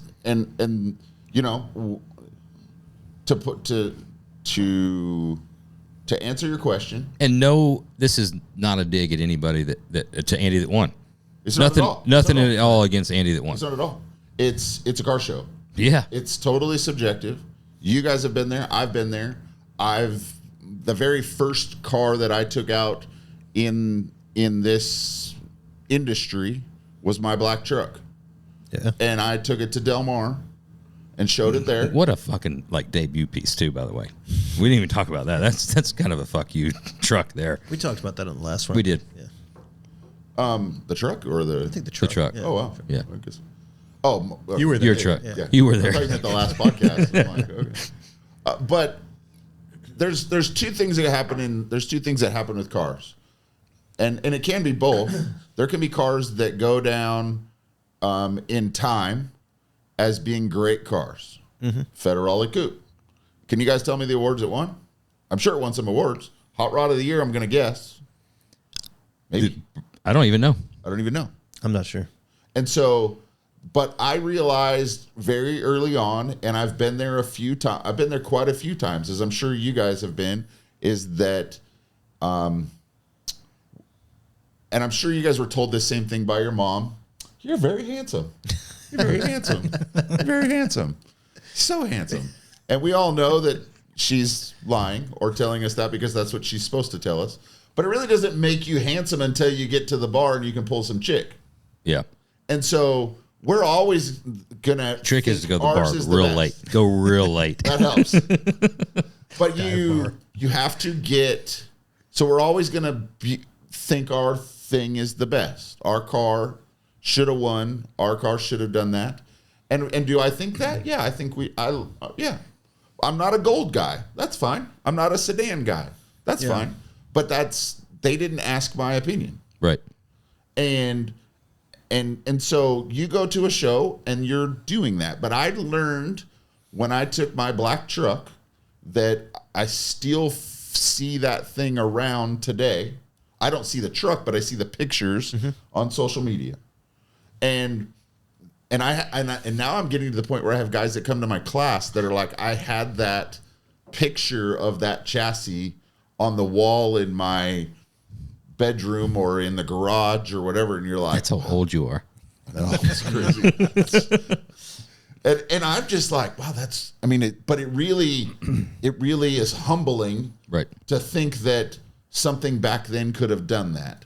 And so, but I remember then going to the third show, and someone came up and they're like, so when did you do that in the bed of the truck? And you guys all know when you look, there was no bed floor. Right. It was all the transaxle, all the chassis. And it's not like I just... It's like a mod. It's not like I went home and kind of changed it up a little. It's not like you Frenched the taillights over the weekend. And they're like, so when did you do that in the bed? And I'm like, what are you talking about? Well, I realized that they had judged my car from the golf cart. Mm-hmm. They just drove by. They're like, oh, man, that thing sits good, looks good. It's got big button wheel. Oh, yeah. They never looked inside. You know, my wife, because we were newly married, she used to ask me why people would walk up and look in the bed of the truck with the tonneau cover open and always say a cuss word. She's like, why is that? And I'm like, it's just, that's what guys, they look inside, they don't know what to say, but yeah, they say, you know, shit, yeah, damn, something, something. Shit, fuck. Okay, That's usually that. Yeah, and so she used to think it was funny because they would string them together like that because they would walk up to the back of the truck and they just weren't expecting to see a transaxle. And I remember going to the local Sonic thing one night, and the guy's like, oh, that's one of them there Halliburton rear ends. I'm like, you mean Halliburton? No, I said Halliburton. Yeah, it's from NASA. Yeah. Oh, Dick Cheney's. Yeah, like Dick Cheney's rear end. Yeah. And then they're like, well, how much does something like this cost? And I'm like, this must be $30,000. And I'm like, yeah, that'd buy you about 18 inches or so, maybe. And so I've just learned, I mean, even a few years ago, I went to a kind of a bigger show in California, and I'm standing there on the stage with Bill Ganal, who has, as my kids have called it, the Rusty Rainbow. Mm-hmm. Oh, it's 34 car. Yeah. And so we're standing there on the stage, and they call us to win runner-up, and Bill and Joe are like, who the heck beat Rodger with them? Because we have the Mustang there, and they're like, who the heck? And then they win. Oh, wow. And he was just like, wow, okay. And it's not a show like I would expect to get my ass kicked by that car at somewhere where they would understand it. My kids don't understand it. My wife doesn't understand. Like, that's a 1%er kind of car. Yep. It's super cool, but it's a 1%er kind of car. You have to understand what it is that's going on. And so I just remember joking, but it was just funny, The interior in that car was so elaborate, and that other car was not. But it's a car show. That's exactly what it is. But it's a car show. Is it a bummer? Yeah, it is. But we put so much effort into these awards, thinking it's going to make us better, only to realize that it, like, I think I would rather just go down in the test of time. Let me ask you a question. And this is just, I'm just formulating this in my head. So it's probably going to be a banger because quick ones are when they're good. So everything you just talked about, it's a car show, right? It's beauty contests, right? It's ice skating. It's ice skating, right? It's it's a cheerleading competition, right? That's what it is because it's subjective. Maybe you guys are approached it the wrong way. That's your mentality going into it. It's a car show. Yeah, it's a car. All right. So it's opinion based, right? Now we've talked about that, how it's structured and the pros and cons to it. Then you have the closest that you could get to a structured, non-biased, no opinion car show in Detroit. And it's modifications, number of, amount of. White glove looking for overspray or dust or Right. And everybody bitches about the winner there too. So if say Riddler award judging criteria or indoor show criteria, and it was like you got to have this, and this, and it was you could come up with points like an actual sports game, Don't you think we'd lose all that?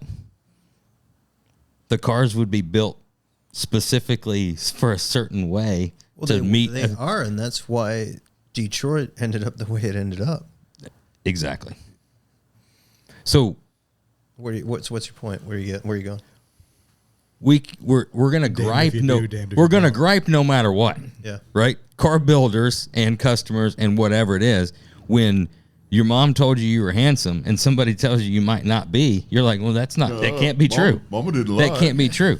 Because there's also the talk, we've been in this for a fucking long time. We forget how old we are, right? We're coming up, I'm 26, 27 years of being in the automotive aftermarket and going for shows and trying to win awards and pleasing customers.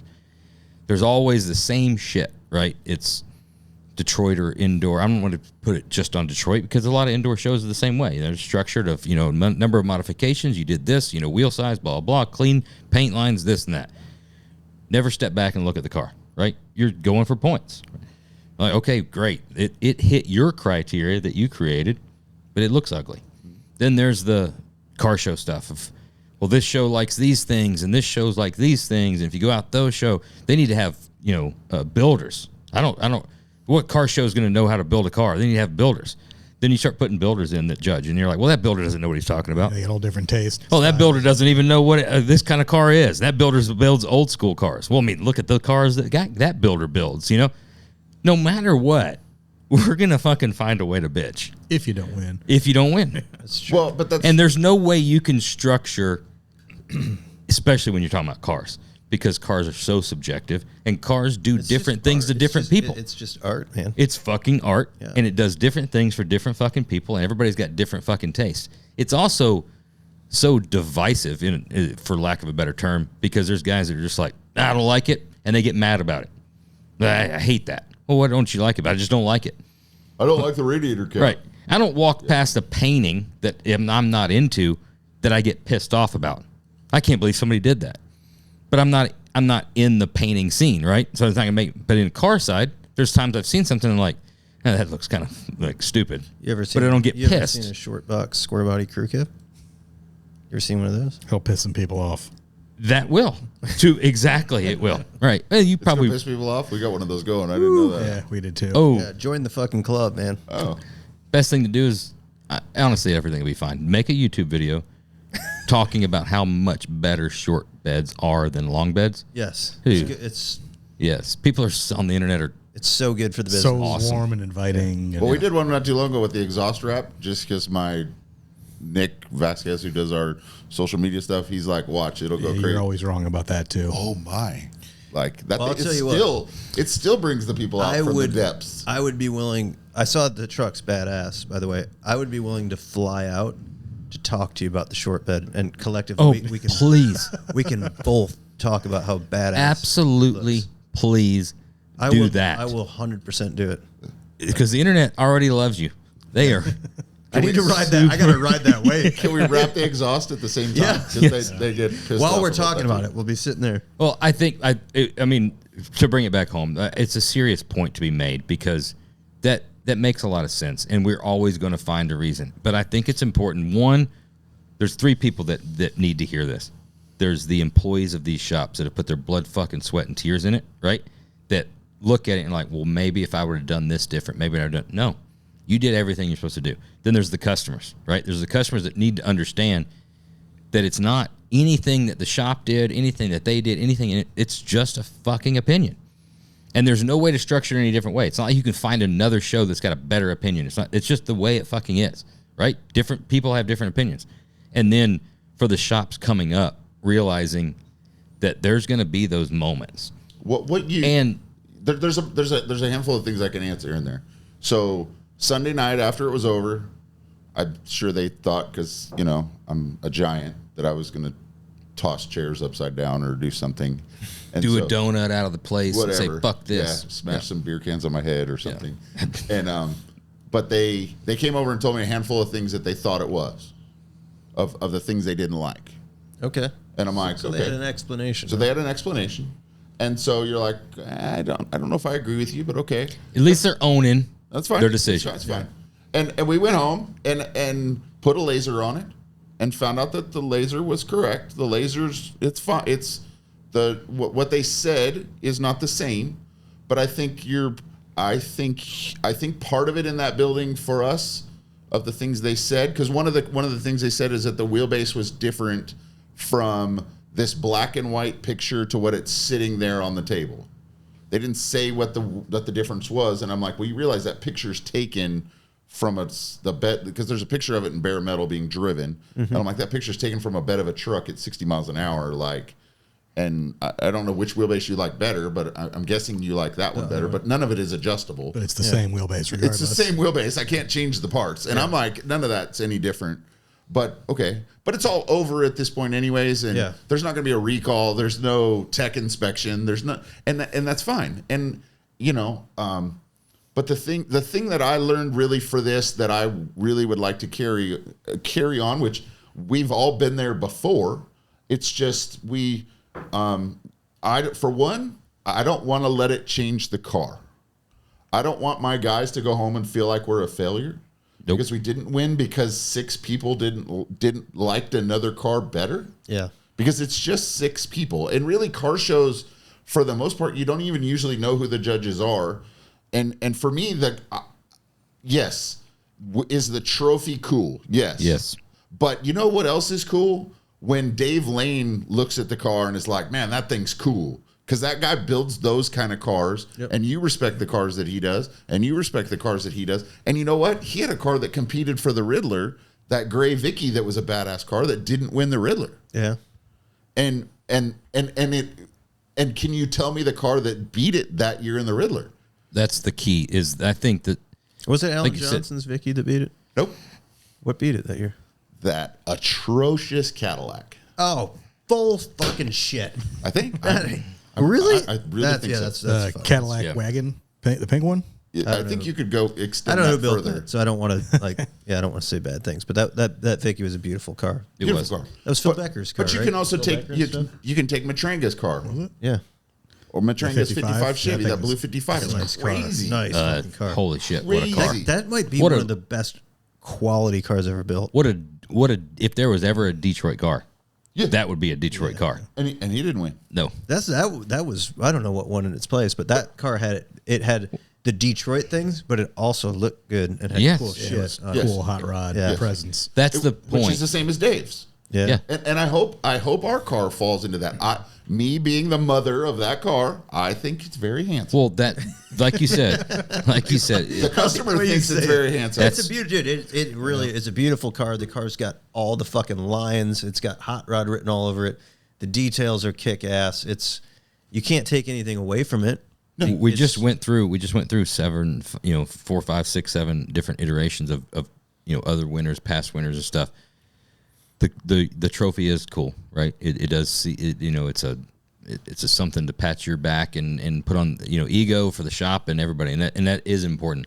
However, no amount of trophy can make a car with flaws go away, and it can never make a car that doesn't have flaws if it didn't win. And So the history is what matters, because we remember the cars based on the cars and whether we liked them or whether we didn't like them, regardless of what they won. Yes. Now, there's times that the things align and that car we liked won something, and we're like, oh, remember when Alan John, the G-Force CUDA, won Street Machine. Yep. You remember, then you tie those things together. If it didn't win Street Machine, it would still be the G-Force CUDA. exactly. Like, did Chicane ever win anything? Nobody knows. It's just a. You don't remember. It had to have. I mean, you would think it won Street Machine of the Year. Glenn still had hair when he had that, so that's been so fucking long ago. Still had hair, but no fucking But it's the sleeves. same thing I would say with. Fucking sleeves. I would say the same thing with my black truck from. Can you tell me if it even won Truck of the Year?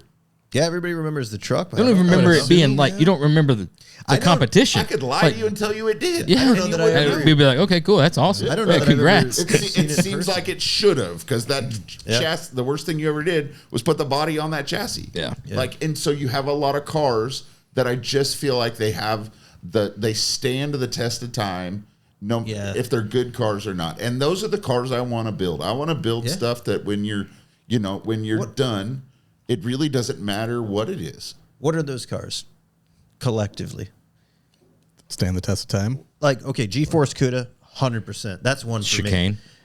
G-Force CUDA is probably, it might be the number one for me. That was the car that when it was like, I put Chicane above G-Force. I don't. No way. I love the G-Force, but I put Chicane I like above fucking spaceship when that thing rolled out. Yeah. Yeah, it was built.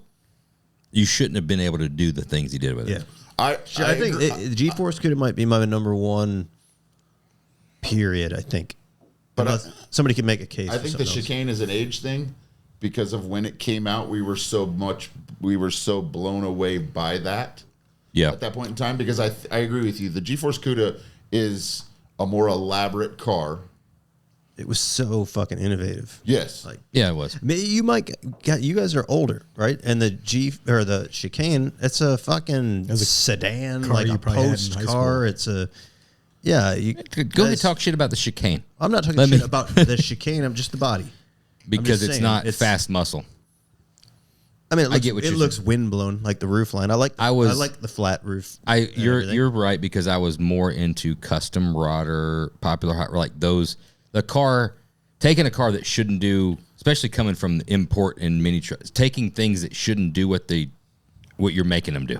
Yeah. So taking a muscle car and making it look fast, well, it's already fast, right? But taking a car like a Biscayne, making it fast, making it look fast, making it look that, I was always drawn to that. Like taking something that shouldn't be that way. But that, again, it was just personal. So before we could fight about those two all day, but what other cars land in that group? It's a small group of just the cars that just instantly come to mind. Well, Loaded is one of them. We talked about Loaded. Yep. I would put Loaded up there as one of the street rods. Eric's had a few of those. Eric's had a few. Yeah. You know, I think it really kind of depends on the cars you're into. Firebird as well. was not one of them. No. Eric's Firebird. Chop them down. No. We- Himrod, we all missed a Loaded, little bit. Federale Coupe. But I can go back to other cars like I remember that Roy Becker's mustard Pickford color. Nova. Yeah.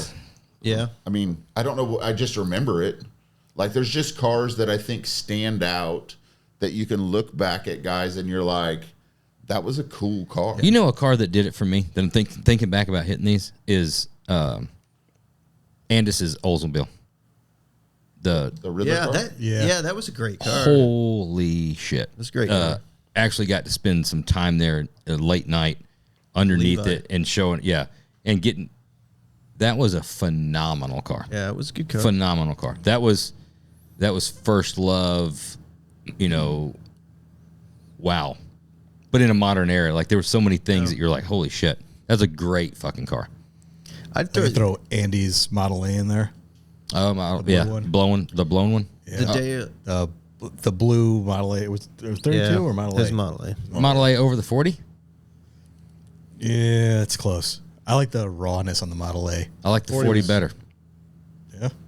It's again, it just goes back to the old man and Josh. Yeah. It's old man. Oh no, I have fallen victim to this even on the other side. But there's a stigma I have.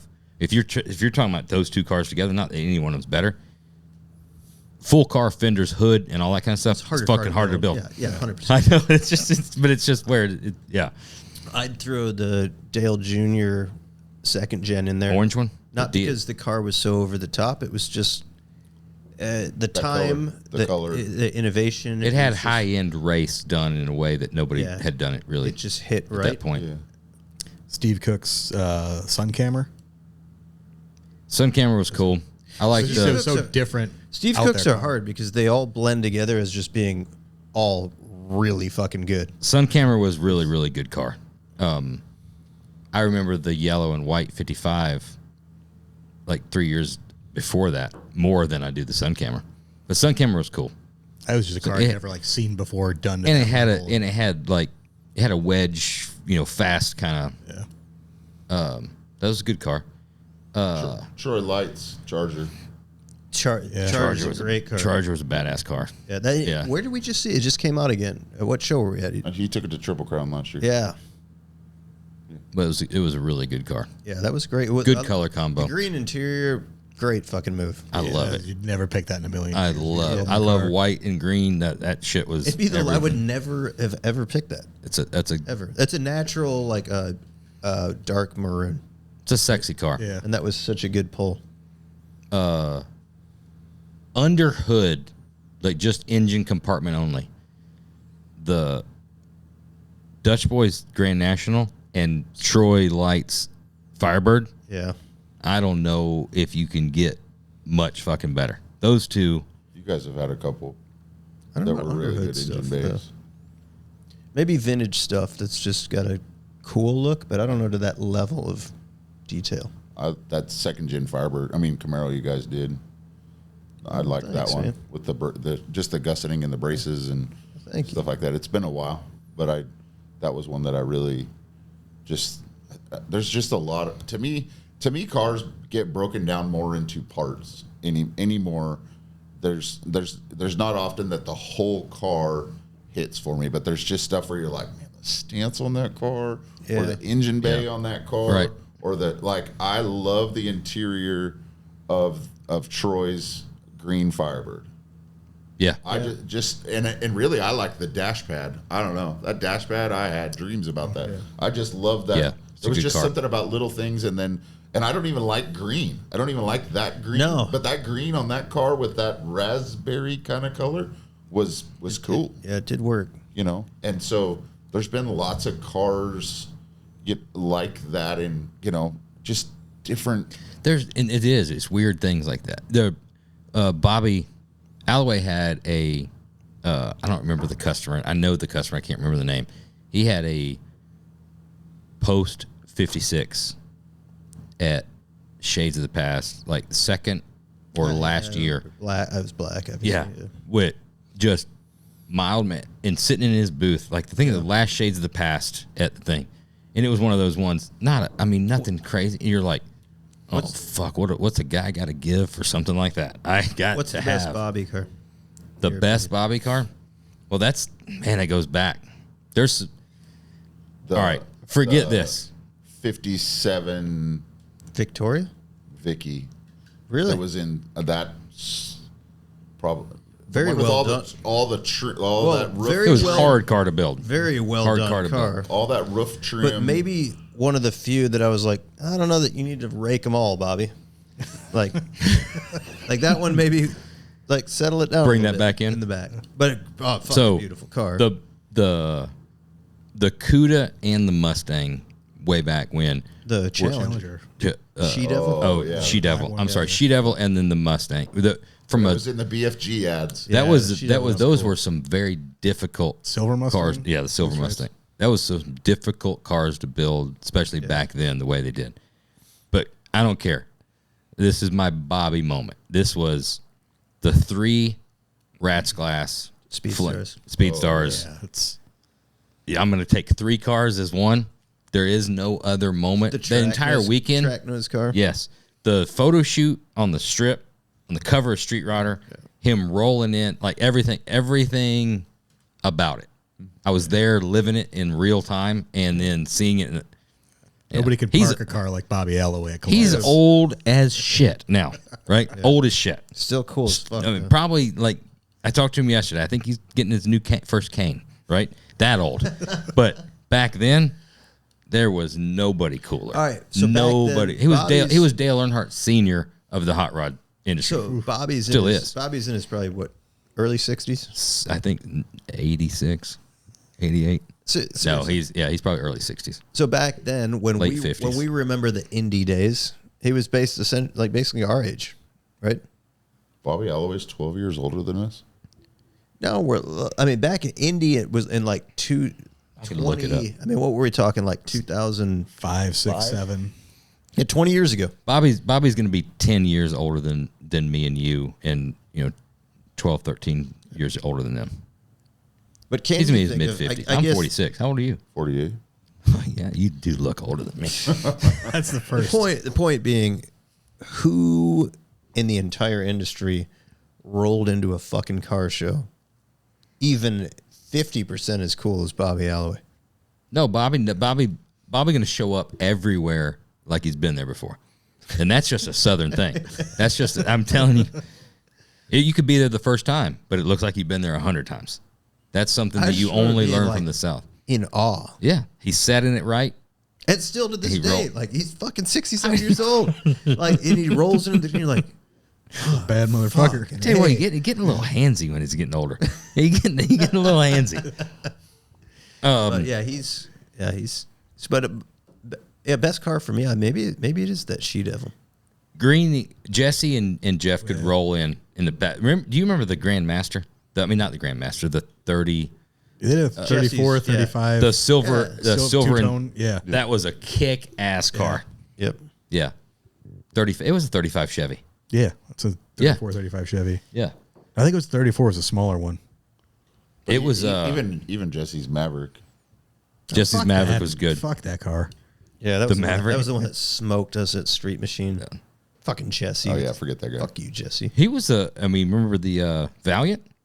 He took patina and fucking did a high ass fucking build out of it. High-end patina. He did. Josh started a new trend after the road tour. No, the different car. Different car. No, the we're- green, green actual Valiant. patina, Right. not Yeah. the faux patina. That Josh actually, that was the that was the F85. olds. Yeah, Yeah, we can bring it up again. We talk about it again. I stand by my statement. Fuck him. He was not Jesse, the owner of that black F85. Josh patinaed the car at one of the no, road he tours. peppered. You've it. how He many patinaed road it. tours have you been on? A lot, 5. right? So you're rolling. Everybody's rolling in a line. Somebody comes up next to you, right? Slow rolls. Right? out of a gravel park. They're coming out from behind, right? Y'all are all rolling on the road. He comes out from behind and comes up next to you and looks, and then he punches it. What do you do? It depends on Dude, I what. don't Give him know a if wave, that's- be like, all right, I'm not hey, appreciate sure it. that's the way it went down. 100% the way it went down. The way I recall it was everybody leaving a gravel, No, we were on a road. We were on a road. and you were in front of him. Nope. Jesse can vouch for it. We were on a road, and he wanted to So race. did you have some sort of unusual pilot sports that shoot the rocks That much perpendicular? No, we were on Out of the We were tires? on a less than perfectly paved road. It was pulling out a classic restorations of Southern Indiana, wasn't it? No, Another name. no. This was not a spin out. This was not a. This was. We were all driving. We'd been on the road for at least an hour, Okay. and desolate area, not the greatest road. We started racing. He came up. Then I went past him, right, Yeah. and pulled over in front of him. Bless you. That's how you show that you win. Oh, you pulled in. Yeah. Okay, I didn't know that. Yeah. Outside chance, maybe the car just had a high asshole. That's possible. It just sprayed everywhere. That'll happen. You'll see it though the next day if it had one. All right, we went through the show thing. How was the customer through the whole deal? Through the whole build? Yeah, no, after the show thing, like he doesn't really. Does he care about the award? I don't think anybody could not care. Does it change anything? No. Gotcha. Was he bummed? Yeah. I mean, who wouldn't be? Yeah. Does all the... You just kind of have to go back and put your focus on what really means the most. Like, would I rather have guys that understand what we've done for the car come and compliment how well we did it, you know, of just getting accolades from your peers, right? Of guys that you know get it, or guys that you know get that style of car. Like, you could take, for instance, like we've talked about him a bunch, but you say Dave Lane, where you're like, hey, Dave, what do you think of my Chevelles? I don't care as much as I do about it, his opinion, as I would the 35, because he's not into those. Right. You know, and so there's some guys that would kind of transition both sides. You know, Kenny, who is my buddy, that he's always trying to find a way to rip me. He's like, it took me 20 minutes to find something wrong with the car. And I'm like, he can't see all that good, for though. as much hate as you have. Kenny's getting older, dude. Kenny's getting older. He's in the fucking body shop business. He's just but there weren't any dents or scratches in it. I know. Yeah. Right? I've gotten some good zingers on him lately that have really hurt. He says he's tough, but yeah, and he was really looking hard. Yeah, to find something. And so I think those are the things you have. He also said it had good floorboards when you got it. Not much rust. Well, I mean, you can fix it in a couple weeks. Yeah. It's not a lot of rust for Arkansas. Yeah. And so at the end of the day, we're it's the first time we've ever competed for something like that. I put the Mustang in there a few years ago. I knew it wasn't going to win because we weren't going to put it up in the air. We weren't going to do any of that stuff. It just really 2 years ago when I showed that car in bare metal and I had Greg's gold, because he owns the 71 Chevelle that was the number one Chevelle in the series. It was sitting there in our booth, and I've been trying to have Chevelles there to do that.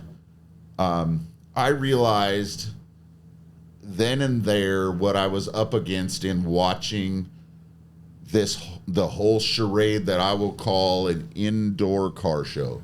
And I don't mean charade in a negative thing. Right. It's just not really what I want to do. I think we built a car that was highly competitive. I think Andy would agree with that. And so I'm very proud of the work we did. But the thing I learned is that you can't guarantee the fun like I can cars that are meant to be driven. You're right. Yep. That's a great way of saying it. And that's really our intention this year, is to drive that car at the Gathering of the Rock, if they can find us a place to stay, because the whole state's... Man, they want everybody to come there, but they ain't got a fucking place to stay. They come do the podcast 2 weeks before the throw. Where we're going to stay at? Well, I don't know about that. Can y'all stay in one room? There's 7 of us. How are we going to stay in one room? Are we still not invited this year? We're invited. We just ain't no place to stay. We got to bring in like a damn Winnebago or something. Rent a Winnebago. Well, we can do that. That might be us too. I don't know what we're going to do. Well, just rent a big ass Winnebago. Yeah. I don't know about tall though. They don't have nothing that tall. Over there somewhere. Where's it saying? We just park in the parking lot. Side of the road. I'll just take the king size bed. You guys can have the bunk beds. Perfect. Gray water tank's fine for 2 days. Ain't nothing to worry about. So I think that's really what I want to do, is just show the car, just do those things. It's something we can say we've done. Do you touch on any of the show scene in the classes? You know, I call it chasing the dragon. You know, there's a time where you're gonna chase that dragon. We do, but I think, and I really think it's just about finishing cars. I don't think it's about the awards. Do the awards get you out there? Sure, but if you can't ever finish the car and make it drive, nobody has dreams of their car coming home on a tow truck or sitting in your shop forever. Yeah. Nobody has dreams of, I just want to park my car in your shop for the next 15 years and have you put an IV on my bank account. Some people do. And that's all I want. No, they want to have the car home and they want to do car things with it. And so whether that's show it or whether that's whatever it is. Take the grandkids out, go to the Sonic, whatever. At the end of the day, when you go to that any show, you know, if it's a top 5, you're going to have 4 people that are bummed and 1 happy winner. And if it's this in the grade 8, you're going to have 1 that's happy and 7 that are mad. And you're going to have, in this one, you're going to have 11 guys that go home. You know, I guess at least I'm not the guy with the 2 engines that didn't win best engine. Yeah, I mean, that's a good point. I mean, I thought that was a shoo-in to win best engine. They couldn't decide between the Engines. front Had one or two the back votes. one. I know that has to be double points. Yeah. You know, Oh, but at the end of the day, it's a car show, and you can't let it change those things. And I guess that's the thing. If I want to use our experience to help other people, is they need to understand that car, even with the most success it could have, it's gonna make some changes, but it's not gonna. Like you've said before, you still have to dump the trash on Monday. yeah. You know, when our Mustang won Street Machine of the Year, that was the hardest car I've ever had to get into SEMA. I was like, for once, I'm not going to have to like work at getting a boot. Dude, it was so hard. So hard. And it was just, street. I was like, oh, this is going to be easy. No. I've had way other cars that are placed much easier. That Mercedes that we're not even done with, People want it. Do what? People just want it. And Yeah. And so, because it's different. Yeah. And so, but I just want to make sure that people understand awards are great. Yes, it gets your name out there. It doesn't change everything. Building cars and making customers happy and just getting cars to the curb is the most important thing you can do. Don't worry about, I like that. Don't worry about the rest of that stuff, because sometimes the best cars don't win. And I would say that's half the time. And I'm not trying to say that about me. No. I'm just saying that as history's gone down, if you want to take Dave Lane's car versus, if whatever car we can't remember that beat Dave Lane, or whatever car that beat Bob Matranga, or whatever car beat whoever, like those cars still, they don't get a black eye. Right. And that's really the part I want to say the most is just build cars, give the customer what they want and a little bit more.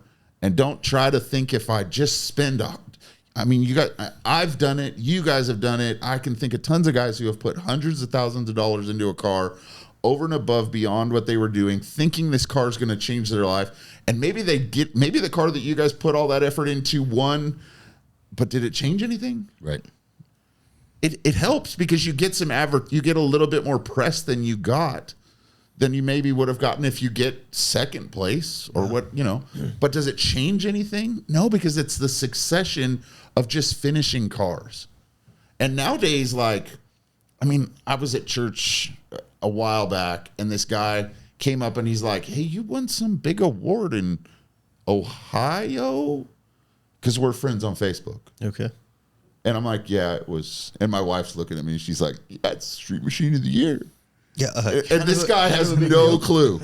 But most people have the things that we You find. got toolbox as a trophy? Yeah, Or? that's dumb. Why for a trophy? You don't want one with the girl that.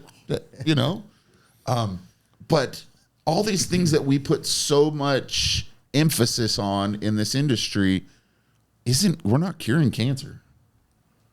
We're not, and I was thinking that today of how many guys drive past your place, and have no idea that this is even that. For instance, you have a guy that flew from California that's purposely stopped in Chicago to go to Muhammad, Illinois this weekend to fly out of Indianapolis on Sunday to do this. And there's tons of people, because I was joking with Phil Smut how many old ladies I saw driving down the street with cigarettes, looking out the window, wanting to figure out why traffic's going so slow. But they're just driving by here and they have no clue. Yeah. Right. Because- Most people just go about with their day. Because we're not as big a deal as we think we are. Wait, what? Yeah, Well. don't. No. Sorry. Yeah. Don't tell Josh that. Sorry. Yeah. I was saying don't tell everybody in the industry that, but I've got to use the restroom, you unfortunately. So you're gonna have to pop out for just a second so I can get through. You got something? I want to while make sure we're on we the get to the topic of- Chevelles. while we're on the topic of the awards, Yeah. You and go ahead. You need some things that I'll are take care of good, it. things that aren't Yeah, we good. got a bottle of water. How important was the Triple Crown for you and the big award that Ironworks took home at that show? What was the award? It was a pretty prestigious award, I think. Yeah. My daughter, Georgia, she brings this up quite often. I didn't know you knew about this. That's funny. I did not know that. May have come from Yeah. Kenny Davis. So, Kenny. Oh, yeah. All right. So, no, I hear it quite often from my daughter because we went to Triple Crown. There was a lot of cars. and we didn't make the top group with the Mustang that had just won Street Machine of the Year. But my daughter, she won the coloring contest. Oh, fuck yeah. PPG coloring contest? Yeah, she killed it. And so she loves to rub that trophy in my face a lot. Yeah, you've been doing this 20-something years. She showed up first try. I know. I'm like, yeah, it only cost, 10 or 15 grand for that coloring contest thing so we could all fly across country and go to the Triple Crown. And she rubs it in my face every chance she gets. And, hey, at least I got something in Nashville. Yeah. Yeah, you got to thank Kenny for that. That's a deep pull. Yeah, that's deep. Yeah. Kenny, one of these days we got to drag Kenny out here. I was trying to get him to come with Kenny, me. Yeah, Kenny's I think the problem is under the radar. I think he's killing it in the body shop industry, right? And he's a little departed from the hot rod world, maybe. I'm really debating right now if I should give him some zingers. Oh, 100%. the main reason we can't have him up here is because these leather chairs are way too nice for his rhinestone studded jeans. That's just he'll snag. But you could put a moving blanket under. We probably Not a bad could. idea. You could. Yeah, that's what they'd be used to sitting on in fucking Arkansas Tree anyway, stump. right? I've just tried to tease him that he's not relevant anymore. Well, there's a case to be made for that. Yes. Right. I mean, if you want to prove your relevancy, then you should come up here. Yeah. Yeah, we should fucking get him up here. Yeah. I actually haven't seen Kenny in a long time. He's a little less Kenny than he was. Really? Yeah, that's probably been. I think I saw him at SEMA last year. Yeah, he's slimmed up a little. Has he really? Yeah, good for him. Yeah, we'll get his ass out here. All right, tell me about the massive contrast. When you're looking at this car, the thing that you see kind of hiding in the background is that 70 Chevelle that's tucking that big ass 20 by 12 wheel, which is obviously, you and I talk a lot. It's obviously your focus now, right? You're building production Chevelles and you've got some killer fucking cars coming out. Tell me about the contrast in that. Where's the focus at? You built the most over the top show car and at the same time you're building production Chevelles. Operate the mouse while we're doing this. The production Chevelles are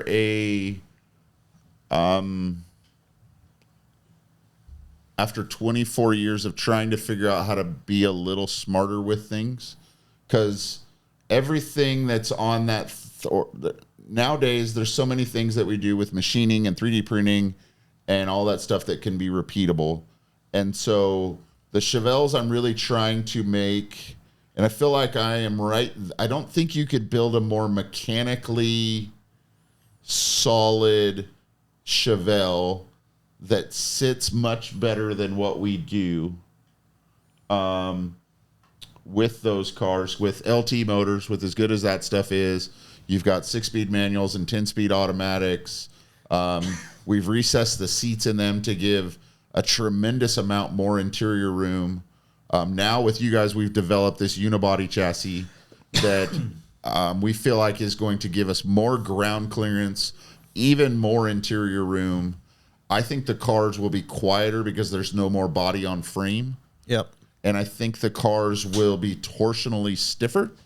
Yes. And I think, and it saves me 12 weeks of fabrication. Yep. And my goal in this is trying to, I don't ever want to stop building custom cars. I don't want to just give in and become whatever mass production people that are building however many cars, because there's lots of guys doing production cars. I want to do 5 a year. I think that's a good number. Yep. I think our cars are worth the money with what I'm seeing other cars that are bringing for the look, the drivability.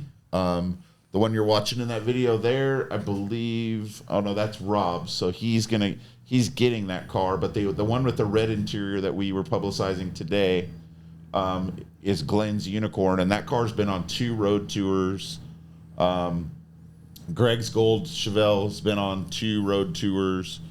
And I just don't ever see them. I want to do a video where I have them all together because I think it would be great for marketing to have the Oldsmobile and all the Chevelles together, but I can't get those guys to let go of the cars. You got to do it, man. The volume's good. See them all in one place. Rogan's car is cool. Yes. And you know what? Going back, that's another one. Everybody says that on the black Chevelle. Yeah. And and everybody that calls me wants black Chevelles with white stripes. How do you? You can't beat it. It's one of the greatest muscle cars of all time. You can't. You got to thank Matthew McConaughey, I think, for setting that trend. Yes. Yeah, he definitely helped it out. I mean, what'd you say? This is some of the best comments come during the podcast. Saxon at Rogan's car. Okay. Formerly Matt Saxon's car, now Joe Rogan's. Yeah, everyone has to correct everyone, right? Yeah. Yeah, it's a great car. What do you say to? So there's other guys that are like, for example, there's a shop somewhere nearby that is saying like, "Hey, we're building production Chevelles. Like we bought some parts, we bought some control arms, we put them on, we put a crate engine in it. It's a production Chevelle. Why would somebody buy something like that compared to something of this caliber?" I guess for the first part would be obviously a bolt-on suspension, whatever, is going to cost less. Yeah. I mean, there's $250,000 in parts in this car. I mean, minimum, and we've cut no corners. Could you do some more elaborate interior? Yeah, I'm sure you could, but but I think you just use the mirrors as an example. I just was looking at this. So I've been putting Troy's mirrors on there because the problem we have with the mirrors that you buy, because you have two options. You have Troy's mirrors that are however much. They're expensive, right? They're not cheap. But the other mirrors, the other option is... Are those Troy's mirrors or those are Jameson's mirrors? I think they're Jameson's I mirrors. think they're Jameson's. mostly Jameson's. Yeah, mostly yeah. Jameson's. I think But- 5% Troy. But if you take the mirrors, I mean, how much do you want to say a pair of OPG mirrors? $129. $129. And at what mile an hour do they readjust themselves? 38? 40. Yeah. Yes. It's usually before you even get out of the car or out of the shop. It's as it's coming off the lift. Depends on the size cam you got. Yeah. How much definitely Duration of the affects it. cam. These, Because if it's a big duration cam, it might be at an idle. That they adjust themselves. that the mirror just... Yeah. And, Not Jameson's mirrors, though. And I think those mirrors are the great example of why our cars cost what they do. Available in Tech Auto, right? Available at Intech Auto. That's what this podcast does, give shout there's outs. also legacy- Fucking left and right. Well, no, hold on. Let's do it the other way. They're also... The legacy mirrors are also available at ironworksspeedandcustom.com. Oh, there you So go. There we yeah, go. let's go that route. Go direct to ironworksspeedandcustom.com. Yeah, we'll give you a those free custom sticker. mirrors. Yeah. That's a seller. That's a seller. But that's more than what Troy's going to give you. So, but that's a great example of just the horsepower. You know, I get when we built that Oldsmobile, I can't tell you how many people thought that Olds should have had a 455 in it.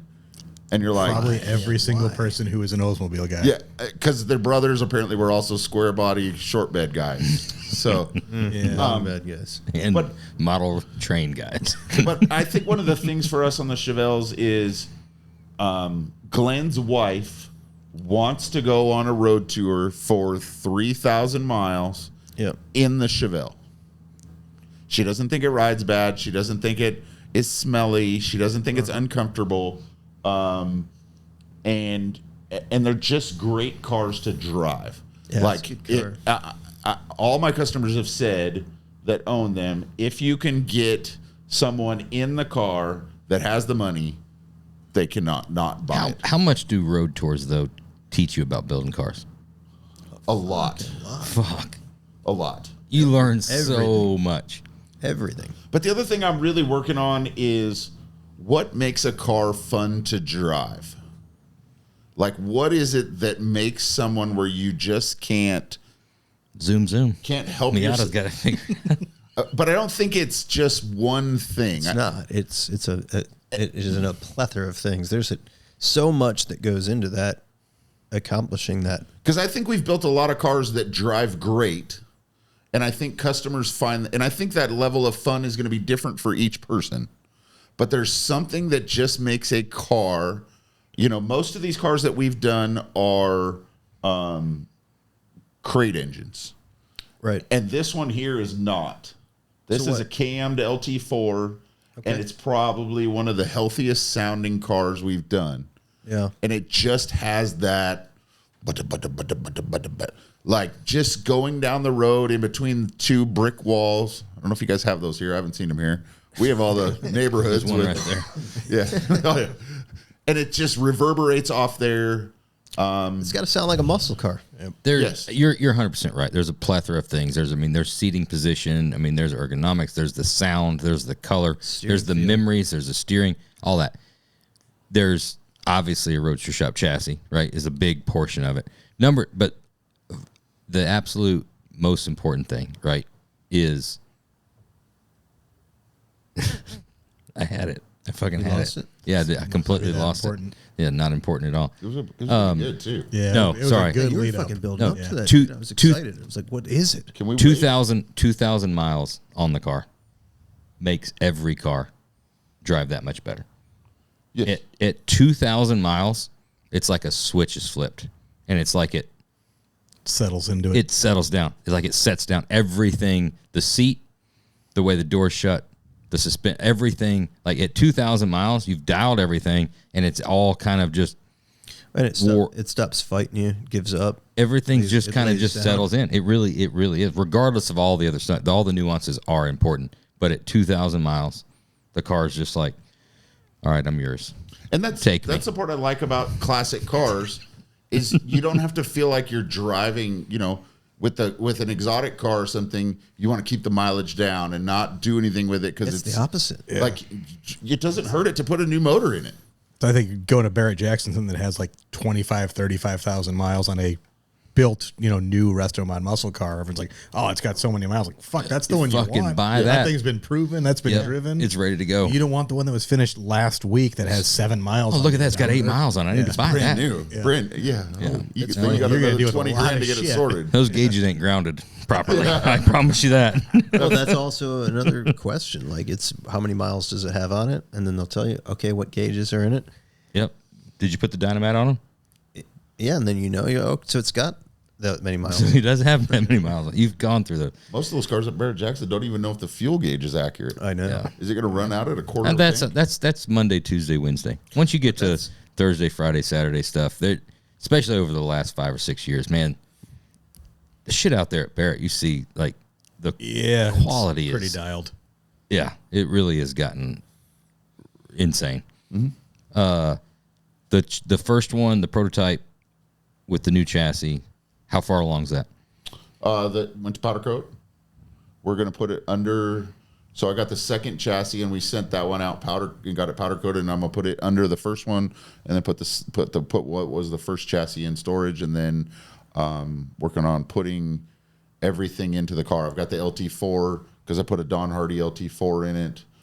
Putting a hair up supercharger on it. We're going to I'm going to run the Holly on it this time for the traction control. My tuner says he can do that where it works nice. We're gonna talk offline. We got something for you. Okay. So Something new. Something brand new. So just trying to get that stuff together.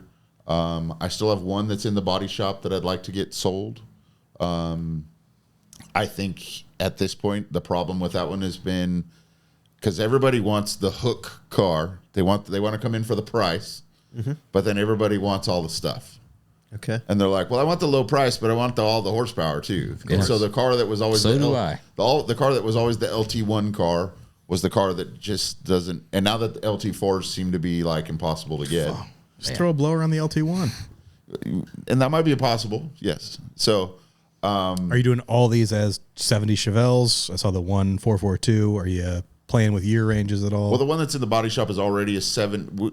We're trying to do, unless somebody requests it, like Rob wanted the 70 taillights. We're trying to do it where it's got the 4 taillights, 4 round taillights in the back, 4 round headlights in the front. It's not anything new. Drives the comments crazy because A little fucking hybrid in there. yeah. Well, it's a good. it's like what the Chevy best should rear have done. end, the It best front honestly end. is the right move. Yes. Because the 70 Chevelle taillights are not great. The 70, 71, 72 is much But better. the 71 front end, Well, ain't 71, like the a 70. single headlight on a fucking Chevelle sucks. I mean, it's Yes. And then well, I'm going to take that back. It's just I don't love it because if I say that, we're going to end up with a fucking whole slew of emails. Well, then we took because the 71. You're learning. Look at that. Yeah. The 71 has the backup I don't lights. personally like it. I want the comments. The 71 has the backup lights, and so taillight. my CAD design guy George made some silicone molds or whatever to make new taillight lenses that are all red. So now all 4 lights light up when you put on the brakes, and there's no backup lights, but you just lightly tap the brake and it lights everything up with a hue of red. Sweet. What's worse, a long bed or a 71 Chevelle? Oh, fuck a long bed. Fuck a long. I will never walk that back. Can I give your cell phone number Yes. out on? Absolutely, please do. Phil brought up a great point. When you're driving around, you notice a new long bed truck. Yeah. Not a dually. A dually is a dually. You're dually buying a has to be a long fucking bed. dually because you're pulling. No, if you buy a you're single pulling rear a axle triple long axle bed, trailer. there's a certain single guy. axle long bed truck, even a brand new 2500. You look at that and you're like, Like, it must work for the railroad. "Fuck Like, it's got the drop down. It looks. There's something wrong with it. It looks off, odd, not well. Yes, please. Thank you. That's what I wanted. Yeah, I will die on that hill. Absolutely. And guess what? That's We the have equalizer. When have you seen a new crew cab long bed single rear wheel? Yes. And you're like, that looks good. oh, You hell don't. Yeah. Yeah. Oh, everyone is a crew cab short bed. I'm not going to Every admit it fucking one. in public, but I 100% agree with him. I just don't want the flack that he's getting. I like it. Dude. I honestly like it. Do you? Guess what? You thrive on it? Well, I don't thrive on it. I actually dislike it. It's hurtful. Exactly. It's hurtful. But at Reading the some same of the time- YouTube comments, Oh, it's bad. I've been It's mean really to you, bad. and I You haven't been that honestly, mean. What hurts the worst is the I ones felt that sorry. Chris says he's deleted that I haven't seen. Like, I mean, the DMs. I think there's been some really hurtful things that have come through that I haven't heard. That he's sheltering me. But we have another he didn't one. shelter you from a lot. Those were mean. Yeah, we have another one coming out, and we're gonna drive it home with that. And then I'm fucking going out to Bakersfield to talk about Rodgers. We're going to wrap exhaust and talk Yeah, about we're short wrapping beds. exhaust and talking about short beds on that too. And then that one looks like it's almost done, so we can get these two together We need to do a big truck road tour. collectively. Do it. What if we back them up tailgate to tailgate and then put the full sheet of plywood in both Oh, of you them? could fit. I mean, yeah, you could fit. What if we backed him up tailgate to tailgate and put your ridge line in there? Dude, if we backed them up tailgate to tailgate, you could probably fit a fucking whole roof truss in it. So for all those guys bitching, I mean, now you're talking about a 12-foot bed, right? Good luck putting a fucking a full roof truss in an 8-foot bed. I stand by my statement. Yeah. If you can afford a couple $100,000 badass square body, You said it best. short box, crew cab, 4-wheel drive, diesel, whatever it is, as a connoisseur and you love it and you want to enjoy it and you do that, you're not picking up your own sheets of plywood. You can have them delivered. And if this is the thing, if you're going to go pick up a sheet or two to do a project, Hang the tailgate down. Dude, that or fucking put them up. If you're going to get a load of lumber, that's the more important thing. That's what you're missing. Because if you're going to go grab a couple sheets and, God forbid, you got to lay the tailgate down, you're not that badass. If you're doing something that you're such a fucking badass that you need so much plywood, so many 8-foot sheets of plywood, you're fucking getting it delivered. Yeah. Because it's not fitting in the back of any production pickup truck. 100%. 100%. I wanted to add on to that. Go ahead. If you're getting a full fucking rack of plywood, you're not leaving comments on YouTube because you're too much of a man to fucking go on there Exactly. and make shitty comments. Yeah, you've got shit to do. You're building a fucking house. Let's You're doing let's task Ellie and Chris tomorrow to go over and time lapse Home Depot and see how how many many long sheets beds. of plywood go out and what they're carried in. Do you know what we do? How much plywood would you say we buy? Chipboard, but it's 8-foot sheets. How many sheets do you think? Oh shit, we're probably doing 100. We're doing 100 sheets a week. And you know what we used to do when we were doing a little bit less? Remember, we used to send people over to Home Depot. Yep. With a dually. Yep. And you know what would happen? Yeah, they Fuck the shit out It of would the fucking destroy the bed. We went through tailgates left and right. tail They lights, can't fucking handle it. bedsides. Yeah, it cannot handle it. Yeah. And now what we the do... trucks can handle them. It's because the loading and unloading on that's that, the problem. we're on that level of badassness that we do enough of it. We have it fucking delivered. Yep. and we can drive Is short that why beds. you can now go home and go to your kids' Yes. soccer game? Well, Yeah, it's and part we of drive- it. talked about earlier. Yeah. As you got smarter. And drive a 6-foot bed. Yeah. Well, something new that's come up since the last time we came on, we've started doing a couple of new standard questions, and what we call them rapid fire. This one's probably not going to hit, and we'll probably just edit it out because, I mean, you're kind of a good dude, right? You're church-going dude, Christian, family man. Has there ever been a memorable law enforcement interaction story? There's been actually a few. Oh, then go ahead and top me off. Hey, try to beat Tim Palazzolo, though, who had like a murder. Tim caught a fucking murder charge. You missed this. I did. So there's been two of them. One of them was they both were in high school. We'll go with the funny one first. So when I was in high school, I was a door-to-door salesman. Sold newspaper subscriptions door to door. Made a killing because I was just really good at just convincing people to buy the newspaper, I guess. And there's this main street, Truxton Avenue, that I was going down one night, and sales were not going so well, or I'd already made my quota, or whatever it was. And I got to the end of this street, and there was a case of bubbles on the sitting right on the corner by the street sign. And it's 7 o'clock, it's dark, and Truxton's really busy street. So there's like 4 lanes to get across it, and so I'm walking down there. And so like at the end of the first street, I picked up the bubbles, and it's just not working. The neighborhood's not working. And so I was just walking down the street. So I took the bubbles, and I'm blowing the bubbles and just not thinking anything. That had to be a sight. Because I'm just bored. You know, 6'5" at that point and 170 pounds. Blowing bubbles. Blowing bubbles. Enough that someone called the police. Yeah, somebody left. Hey, this is He this ain't is got his seriously headgear on. this He is just sounding he done snuck out. super badass. Yeah. His helmet's off. The helmet's gone. No murder charge. But so I get a few blocks down, and all of a sudden all these cops come. That's Big Raj again. Yeah, big Rod. Yeah. So I'm standing there, and here comes the cops. They all come in, and I'm like, oh my gosh. And he's like, well, we got reports of someone walking down Truxton Avenue dropping acid on cars. Dropping acid? I'm like, acid?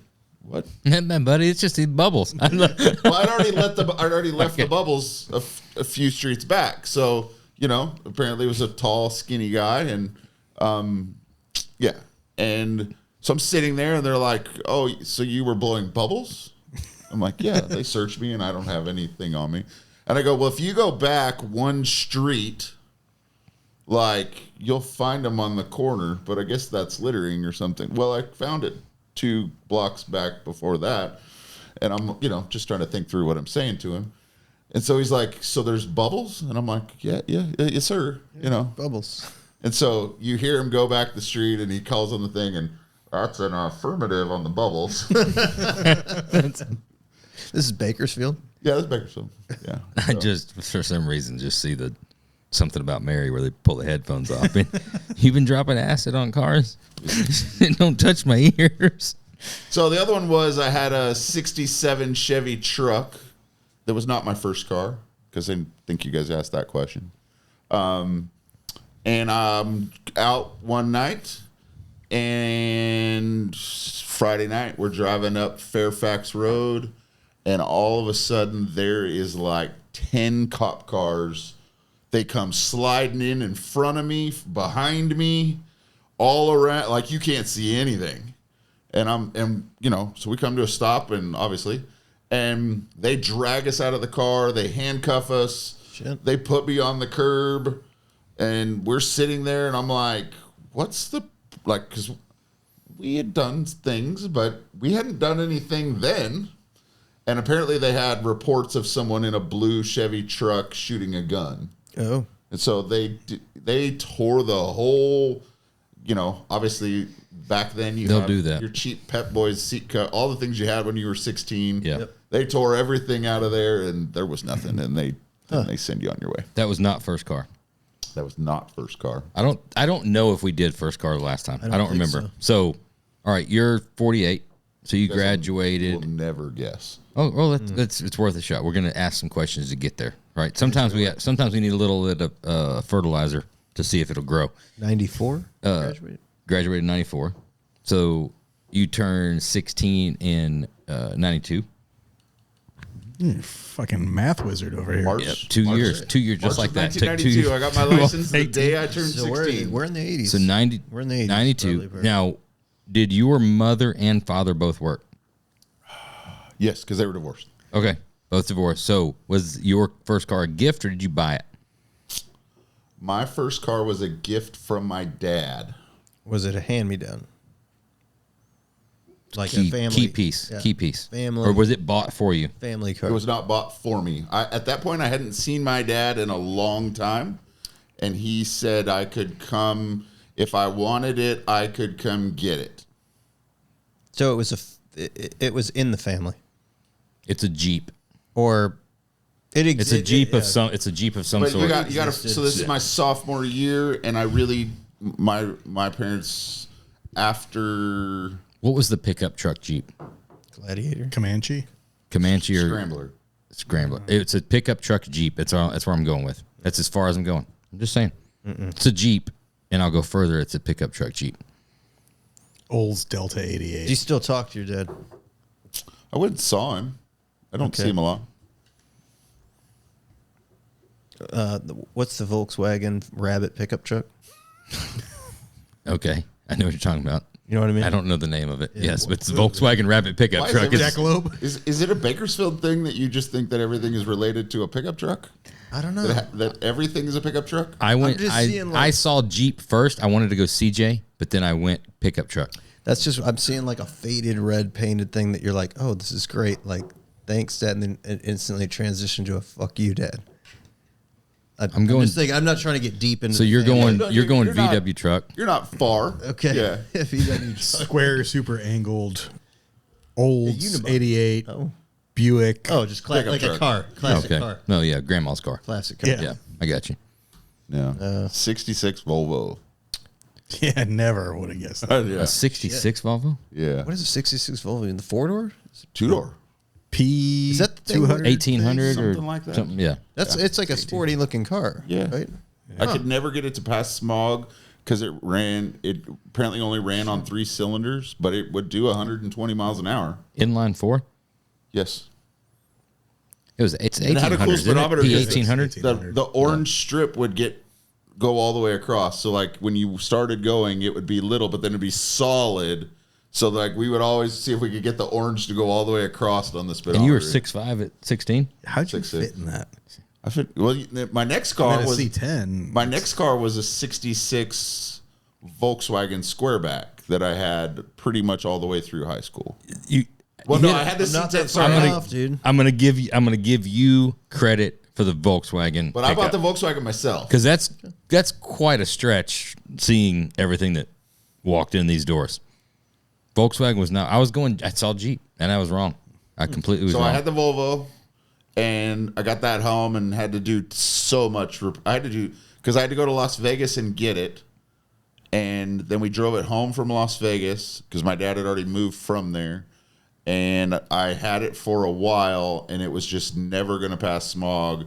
It cost me thousands of dollars to fix the brakes. There was a ton of stuff that it was just in hindsight, it's a pretty cool car. I just didn't think it was then. There was a guy. Remember back in the lateral G days, bringing it back. The guy that was building those Volvos. There's guys making production ones now that are pretty badass. Yeah, we're doing one for some chassis work for Tin Man's garage. Oh yeah, we are. I'm sure that thing's gonna be Yeah. pretty badass. And then I went from that. I had the C10 truck, and I had it was blue and white, and I had that for quite a while. And I had been saving money to buy some new rear tires for it. I have no idea why. They just didn't last as long back then. Yeah, the rear Only the ones rear. especially. They get like bald. Yeah, I don't know why. It must have camber been some issue. kind of defective. Luckily, you didn't have snow to deal with. Yeah, and so that Call was me. I got a business. That was a coming. 2-speed power glide truck, and I had headers on it with mufflers welded right to the headers, so it was fairly loud. And There's rednecks in California? yeah, there is, especially in Bakersfield. Bakersfield. Yeah.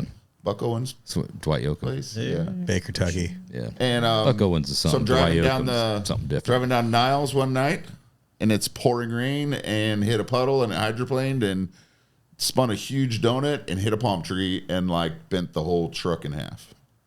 Oh, So I've been a probe in half. I know how that'll happen on you. And then a few months later, I got talked into the Volkswagen, and I did. That's pretty much what I had for the rest of my Subs in the back. 3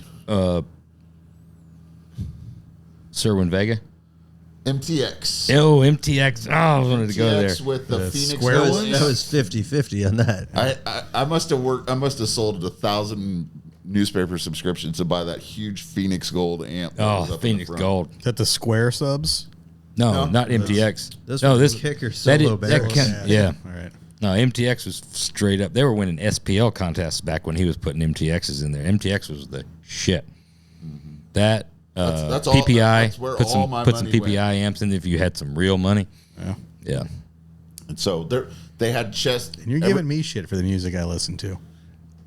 I liked bass. I just didn't like that music. Yeah, Made a lot of money on I've gone back selling to try and stereo back listen in to the some day. of the stuff that I like, because we listened to that DJ Magic Mike when I was a kid. Like that was the song. Like it was just the bass was Yeah. huge. We had like And now you three. listen to it and you're like, oh, this is terrible. We had 3 CDs. It was go to. It was like demo CDs for at the stereo shop. You know, just to show subs, whatever. But there was one Sublime. Sublime. Yeah. Oh, 311. Sorry, 311. Oh. And it just Really? yeah, you get that one the song, song? that one. I don't remember the song. If I had the CD, I could tell you exactly which one to go. I don't remember it. Well, it I had didn't blue listen. Blue the flame blue, logo yeah. or the like cartoon kid standing in the cover? Phil was Grassroots. a fuck. That was a Phil huge rocked 311 fan. 311. It was I think Jody still got it in her old Case Logic that I could pull out. But I mean, yeah, Dude, we used to. we used to have walls, and I mean, there was all Phil, old I was big bass head. not a fucking like I was the biggest asshole in the morning ever, and Phil would drive me to school. Nothing wakes you up like fucking just Well, yeah, and nothing that's but how it would be. chest 311. banging bass. We get in a fucking 70 Challenger, and instantly it's just fucking bass just blowing the fucking back window out of the fucking car, Yep. right? And I would just be sitting there just fuming. Yeah. And it was a combination of 311 Sublime, and then what was the Old Bone Thugs, some Nelly, Bone Thugs? West Side Connection. West Side Connection. Yeah. Bone Thugs was And all the way to school, fucking, and we lived. Like, it was like 15 minutes. Maybe. just a small little side Nonstop. story. It's a little side story, just a bump out. Me and Corey, right? You've heard the stories Yeah, about he Corey. was hanging sheetrock. Me and Corey, best friends through high school, right? And we would, Is Corey still alive? yeah, Corey's still alive. When are we going to meet Corey? You should get him out here for We the need to get podcast. Corey out here. Corey's got some I think we stories. Corey's got some stories. So Corey the sheetrock dude. yeah, we Podcast. have we had a routine, man. We'd do our same thing, right? It was just the same kind of Just rolling. roll. Yeah, we'd it was cruise. It was we both had girlfriends. You know, you'd go do your normal date night thing, whatever. Drop the girlfriends off, and then it was you go in to get in more trouble, right? After you're supposed to be at home, and always, same kind of thing, right? We would all the time. This was in North Georgia, so we'd run to Gatlinburg, like we'd say, your hey, we're uncle. spending the night at each other's house. We'd leave Friday from school at like 12 o'clock, say we're going to work, head straight to Gatlinburg, no plan, stay in Gatlinburg for 3 days, right? Come back Sunday night, right? Go back straight back to school. Any other way. Corey's red truck, couple subs, big time in Bone Thugs, right? So there's that one song, and it comes on with the sirens, right at the very beginning, Yeah. right? So it was always same Friday night, Saturday night, whatever. We'd be coming home way too late, deciding which house we were going to go to that we could sneak back in because we were too, late, like 1, 2, 3 o'clock in the morning at 16, 17. And it would always be like the end of the night, whatever, I'd pop that CD in, right? That was just kind of thing. And every single time it would come on, 100 times, you would think you were getting pulled over every single time. Fuck. And it always gets you. But I remember that every time that CD, I could hear that song right now. And same thing, like, oh shit, we're getting pulled over. We shouldn't be out this late. We're doing something we shouldn't be doing. So did you have to go that far to cruise? We rolled, we put some miles on. But Because we had Chester Avenue, which when I was in high school was banging. When I mean, you I would lived have the in lowriders battling the mini trucks with the hydraulics. no, this was not like that. This was I lived in Norcross, Georgia. Corey lived in Cumming, Forsyth County, right? Which was only about like 30 minutes north. But on the weekends, we would either go to Snellville, Stone Mountain, Georgia, right? Stone Mountain's the big mountain. It's full granite, largest granite that comes out of the world.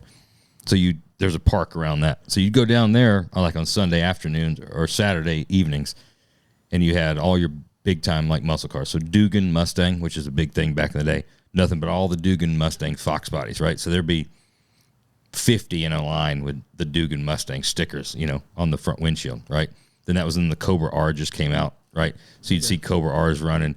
Like at that point, might as well have been supercars, just the baddest ass shit. So then it was Mustangs, Camaros, and pickup trucks. That was it. Then you'd have like what we always talk about, hairdresser cars, right? There was their hairdresser. There was the hairdresser cars with the chicks, around. So you play music, you would do like clockwise, and then you'd change it up and do counterclockwise because it's 2-lane around the mountain, right? And you had flying flags in the back of the truck, and music and stuff like that. So that was then you would go all the way north on the next day and go to Forsyth County, and you'd go to Lake Lanier and cruise the dam, which was where we stayed when we went to the Road Atlanta deal. Yeah. That right there was just nothing but prime cruising ground. And those were good because you're at the lake. So in the summertime, there's nothing but girls in bikinis. So you would just do the same shit, cruise. And then you'd get dead there, and you'd be like, let's go to this town. Let's go to this town. But we would go, all over. We would drive an hour and a half to go south of Atlanta to go do whatever. But that was just cruise. Yeah, get into trouble. We were down Chester every Friday and Saturday night. It was packed.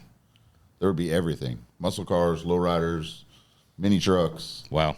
And they, the mini trucks would get before they had the airbags, they'd have the hydraulics, and they had all, man, it was just, I remember our Volkswagen club, we took up like a block and a half of the street with all the cars. Like, it just, wow. And then they would, you would go cruise the other. Never would have heard you. Thought I'd heard you say me and my Volkswagen club. So I learned a lot from that car. Like I put multiple engines in it. Yeah. And, did a lot of stuff in those and learned how to drive super low cars because that thing was super low. I think that is, coming from an import background, doing a lot with Hondas and a lot with mini trucks, I think there's a place and a void that it fills. There's an importance in that from a kid that didn't grow up in a car family and just wanting to do it. There's an attainability. There's a gateway drug. It's a gateway, but there's, instead of it being like, oh, I want to build a muscle car, I don't have the money or the skill, so I'm going to tear it down and just sit there and look at it. Buy a driver and tune it as you go. But there's something that's like, I can yank the motor out in the weekend. We can do this, throw this turbo on it, and be back in Sunday night and driving. Like it's an important thing. I see it with my son. I see it with him and his buddies where it's like, all right, we're going to buy this exhaust. We're going to do this. And they stage things where it's like, all right, you get this, you get this. And then Friday night after school, it's like they're going to work on 3 cars and get all that stuff done because they were ready to go like cruise and hang out. On Saturday night, yeah. Versus like you said, it's the attainable part. It's the difference in all right, we're going to save up and we're going to buy the blower. Yeah. But then we don't have this, and then we're going to do this, and it's the project thing. But mine was more like, I feel like my dad instilled more of the maybe redneck in me, right? It was more like you're going to spend the month, you're pulling the motor. You're pulling the fucking motor. You're like, it's a big fucking project. You're not doing minor modifications. Yeah. You're taking the small block out, you're putting the big block in. Yep. You're fucking fabricating a roll cage. It's the next thing and the next thing and the next thing. It's not, you can't do those little modifications that are, they're probably more enjoyable to do because it kind of gets you. Sense of accomplishment. It's either that, into the hobby. It's either that or I'm not doing anything. Right. And I had to do something. Yeah. We had an absolute badass fucking hot rod daily driver though, so it kind of made up for it. Yeah, we modded it out. It had a faux dual exhaust. We fabbed that On the LeBaron? Yeah, the Liberal. I never heard about the fake dual exhaust. Dude, I fabbed the bracket. It's a full-on fabricated bracket. They don't. You can't It was buy a pizza. fucking. You can't buy a dual exhaust kit for LeBaron. So you go to You Pep can Boys. take the exhaust off my Bronco. You cut the fall a tips off. couple notches. There was fabrication Every episode. involved. Dude, there's fabrication involved. I was 16. I bought the big ass slash cuts from Pep Boys, the chrome ones. Yeah. I I'm didn't pretty buy sure one they of came- them. I thought they came off the Bronco. No, I bought 2 of them. Okay. Did you notch the I got bumper? fucking 2 You of put them. them No, we below put the 'em bumper. below the bumper. No, we put it below. I welded the one, MIG welded the one onto the fucking factory muffler, and then the other side. Guess what? What kind of gap? Fucking, What kind of gap did you have to fill? Well, I just let the bottom hang. I welded on the top. But on the other side, there's no provisions for it. Chrysler didn't have provisions for dual exhaust, so I Angle bracket. fabricated a bracket, an angle bracket. A Home Depot Unistrut. No, it was just like flat stock. Okay. Fabricated a bracket. Broke it. Used a muffler clamp. Hung it on there. Mounted up. So you could see through- But you I could was see straight detailed. to the Yeah, tip. you could. But I was detailed at the time. But I'll never forget. Somebody backed into it at school, and it knocked it off. But dude, it's funny when you look back. Like I finished that Camaro, and I ripped that Camaro back in high school, '69 Camaro. And still to this day, I think like when I run into somebody that like I grew up with and went to high school with, the purple LeBaron with the white vinyl top is the thing that's like, that's what they remember. Yep. Purple people eater. Yeah. That whole vision of like me being like fucking John Milner, like this like, oh fuck, dude, you had a badass car. It doesn't exist. It's yeah, I remember that fucking LeBaron, man. Fucking dual exhaust. Remember that one time that dude Nobody backed has into that. Yeah, knocked that fucking exhaust tip off. You talking about that knocking the exhaust off? It just I haven't thought about this since the day that it happened or the week after it happened. At the stereo shop, had the Civic, right? Yeah. This is when we were like coming up in the magazine. That's how I know like most of the people from like Super Street and all these magazines. And we're talking about that. This is way back in the day. So I had the Civic, kind of fairly well known in the import thing. We sold a lot of shit, parts, stereo, import performance stuff. Had this big aluminum wing on the back of the Civic. Huge, big. Car had downforce issues or what? Way, yeah, thing get away from you. Yeah. Front wheel drive, you got to transfer the weight. It's a big wing on the back of it. Big aluminum wing, right? Okay. GTR style wing. You got pictures of this? Jody's got all the Jody pictures. won't send them to us. So I've tried. I also had a huge stereo, right? I think that point was like 412s, and then you lay the seats down, wall, neon, lights, all that stuff. Was the wing for up force to get weight off the car then? Listen to the story about the wing, and then it'll tell you everything you need to know about the wing. All right, big wing, Yeah. Aluminum. aluminum. Well, you guys keep talking. I have to send a text while you're talking before I forget about this. Okay, It'll be for future. You want future pictures podcast. of stuff. You want pictures of my hair, my apparel, I've the tried. cars. So anyway, local like work close to where I live, little gas station, right? I don't mess with really many people. We got work. I'm just, it's focused on work. Pull into the gas station, go in to get some cigarettes, got the stereo bumping, right? Of course, rattling, beating the wing, beating the thing. There's like 6, 7, 8 kids, whatever, that hanging out over there. I'm fucking cool, right? I got the baddest car in town. Everybody knows this car. Sounds good. Great stereo. Great exhaust. Fucking awesome, right? Everybody's watching. I know that. I got my Newports. I can pop a cigarette, Orange hair. pull out of the parking lot, right? I can lay into it, grab second gear, and that wing breaks at the welds. And I don't know if you've ever lost an aluminum wing No. at speed. I lost a trailer hitch. What- It didn't do me any harm, but whoever was behind me. that thing hits the ground. I thought I just ran over like a horse trailer. It was the loudest, and instantly I'm like, "Oh my god, I'm so embarrassed. I need to get fuck it, I'm leaving." And I just kept on going. And I don't know who watched it, who saw it. That was probably to this day one of the most embarrassing moments of my life. I had to come back to work and just had the stanchions, right? No wing. I took it off. Yeah, gone. Too much downforce. It was all the stereo. I think it just broke the fucking welds. Or it's just a cheap ass fucking import wing. But regardless. We'll never know. We'll never know. She won't. I'm not going to allow her to send pictures. She will send pictures. She will not send pictures. Rodger, it's been fucking awesome. it's We've been a talked blast, about man. everything. We have. I think we covered it all. If Other than world peace. Ironworks.com if they're interested on the Chevelle and Jameson's mirrors. And when's you're doing a class right now, when do you think, if people want to get excited and interested in doing the next class, where do they go? When's it probably going to be? How do they do it? Wow, this could be long. We're starting what we're calling 20 groups, because professionals would know what that is they group together 20 different body shops or car dealerships or whatever, and we're starting that now. It's interesting. We've never gotten the phone call about that. 20 shops. Yeah, we're not fucking professional, yeah. dude. We're Wow. just, well, you didn't let me get to the end. Feelings kind of hurt. You didn't let me get to the end of it's the people who have been through the class of what we're doing.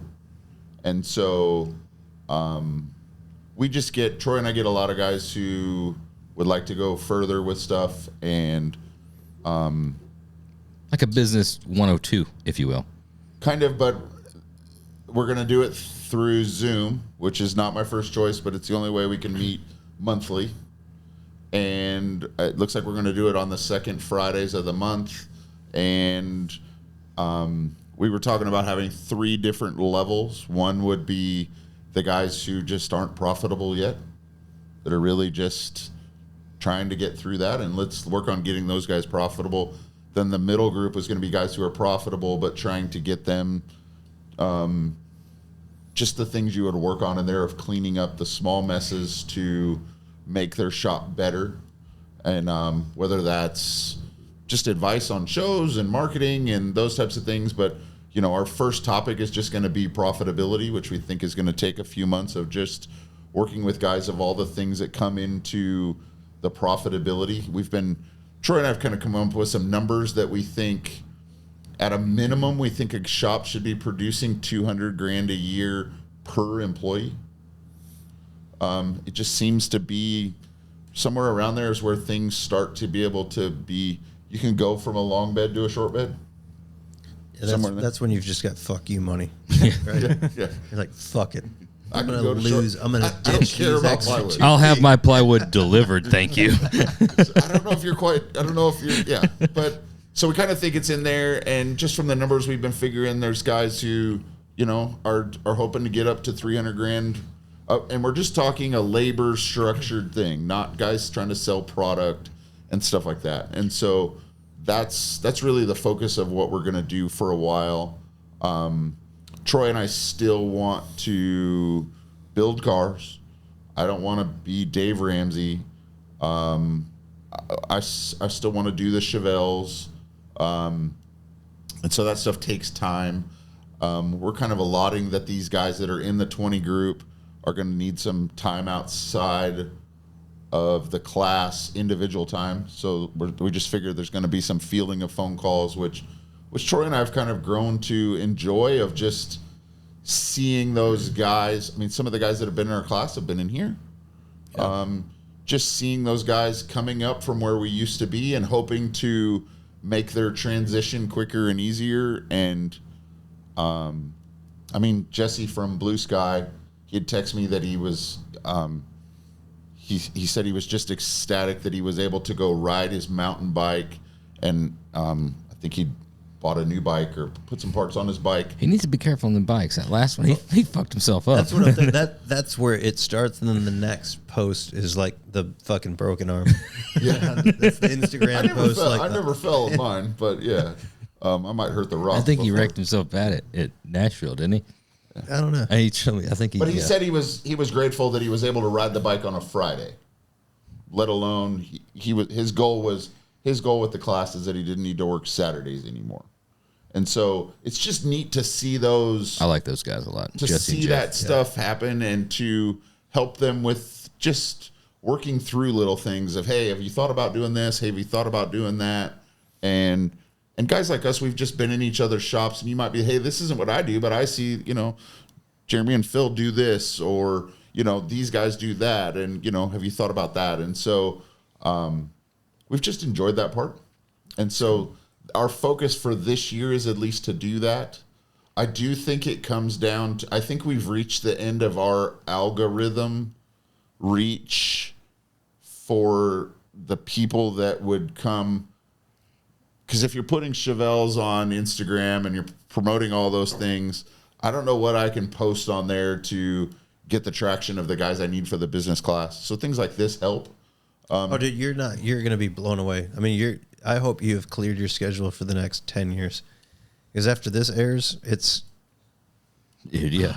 What can you hold? Like, can you hold like 6 or 7 people? You're talking thousands. You've seen Grant Cardone. You know Grant Cardone? Yeah, I don't know. I mean, Dude, you're about to 10x your business. Yeah, I don't know. So, but Troy and I just have really enjoyed it. You know, it's been fun. You know, obviously we do it as a for-profit business. Yeah. You know, because I'm not giving up time with my kids for free. Sure. You know, there's a lot of those things, and my wife's like, you're gonna have to put on classes for 30 more years to pay for all the dumb mistakes you've made. So be it. You know, and she's probably right. I mean, there's a lot of, you know, we've all bought things that we didn't use and doing those things, and so we've just done that. So our plan at this point is we don't have another, we'll call it phase 1 class scheduled for the rest of the year. It's not to say that it wouldn't come up at the end of the year. I just kind of feel like it's getting harder and harder to just find the people that are willing to come. The people, it used to be I could talk to a guy on the phone for 10 minutes and they would sign up right away. And now they're like, yeah, I don't know. I just don't know if it can be any better. How successful or how much change have you made for all the guys that have been to the shop? I mean, I think a lot of stories I've heard, they've had some pretty sizable turnarounds, right? There's some ones that are huge. A lot of guys are 20 to 80% up on gross revenue, which is pretty easy with just small things. I mean, if you just think, if you're not charging for sanding discs and now you're charging for them and you've got 6 or 8 guys, that's a large number just for the roll-lock disc. Yeah. Like, and if you're able to figure out a way to track it, you know, there was a guy that posted, it got sent to me by like 4 or 5 people that had this timesheet that he had wrote that had just an hour, and so it said like Monday and the amount of time you worked on your car, and then Tuesday and the amount of time and they were just writing everything, and I'm like, man, QuickBooks and T-Sheets will save you. Tracking your labor is a tremendous amount of time, and so there's just those things of going through it of just making those things better. What's the barrier of entry? What's the cost? It's $3,500. Okay, it's a lot of money. It's not though. It's not. But what is that for most guys at your average labor rate? I mean, it's. I guarantee there's guys that bought a Pullmax way before they bought that $3,500. I mean, I'll say that business. This is going to make a lot more money than the Pullmax. It is. Exactly. This class will allow you to make money with that Pullmax. Yeah. Because if you don't change your ways, or if you're not doing it that way, you're going to wind up making the car more expensive, and you're going to lose more money because you're not pricing the cars better, you're not charging for them better, you're not doing all those things, and you're still not tracking for your consumables and doing those parts and pieces. Is it $3,500 each, or is it for the shop? What if we all 3 want to come? Is it $3,500 for the 3 of us? We do. And will you wear slacks? Do we have to wear slacks? No, you do. It is not encouraged. Not encouraged. Yeah. You got me on the slack question. Shop. I mean, look, is it for a shop, or is it? No, we offer. It's a discount on the second person. I try to talk everyone out of bringing the second person because I think it's a waste. Yeah. But some people just insist. There's been some exceptions. You know. The wives can do sandwiches though for free, right? Yeah, if they bring sandwich, but nobody's ever brought sandwiches. What did you eat for lunch? We go to all meals. If we sell out the class, I buy all the meals. Okay.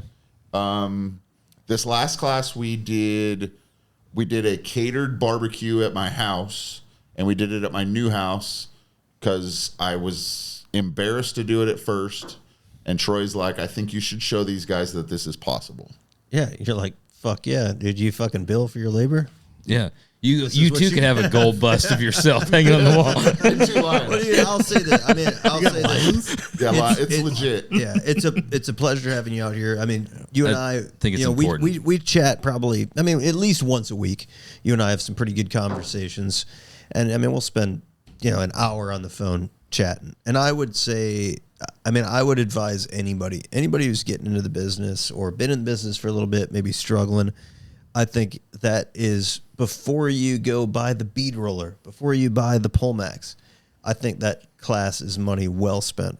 I mean, I think you're delivering 25 years of experience that you're giving everybody the shortcuts, and you're saving them all those, learning it the hard way, man. I mean, it really is priceless. For that kind of money, I would absolutely say people should fucking sign up and do it. I mean, you're not going to get insider information. You're not. Anywhere else. I mean, we spread a lot of shit on this podcast. I mean, a lot of it's nonsense, and a lot of it's just fun and it's conversation. But it really is. If you're taking your business seriously, you want to take it to the next level.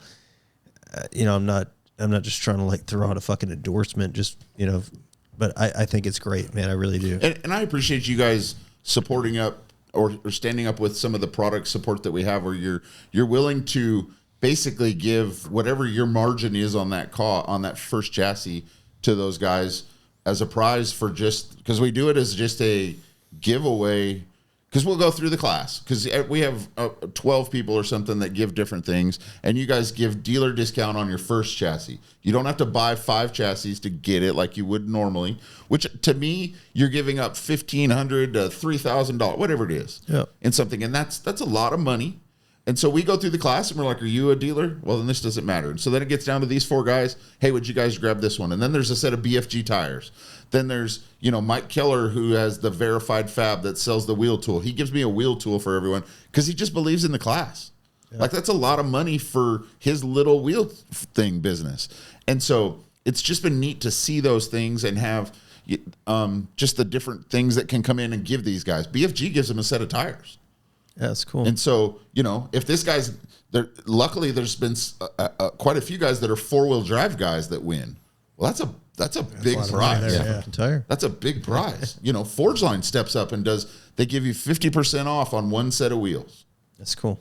And because you have a lot of guys who aren't even, they're having the customer buy all the parts, or they're not marking it up, or they have their credit card on file, and you're like, you're spending time researching these things, and you're using your expertise to pick this stuff to make no money. To make no money on it. And I know you guys see it where they probably try to pass on this price to them for the chassis, and you're like, well, that's not how the system works.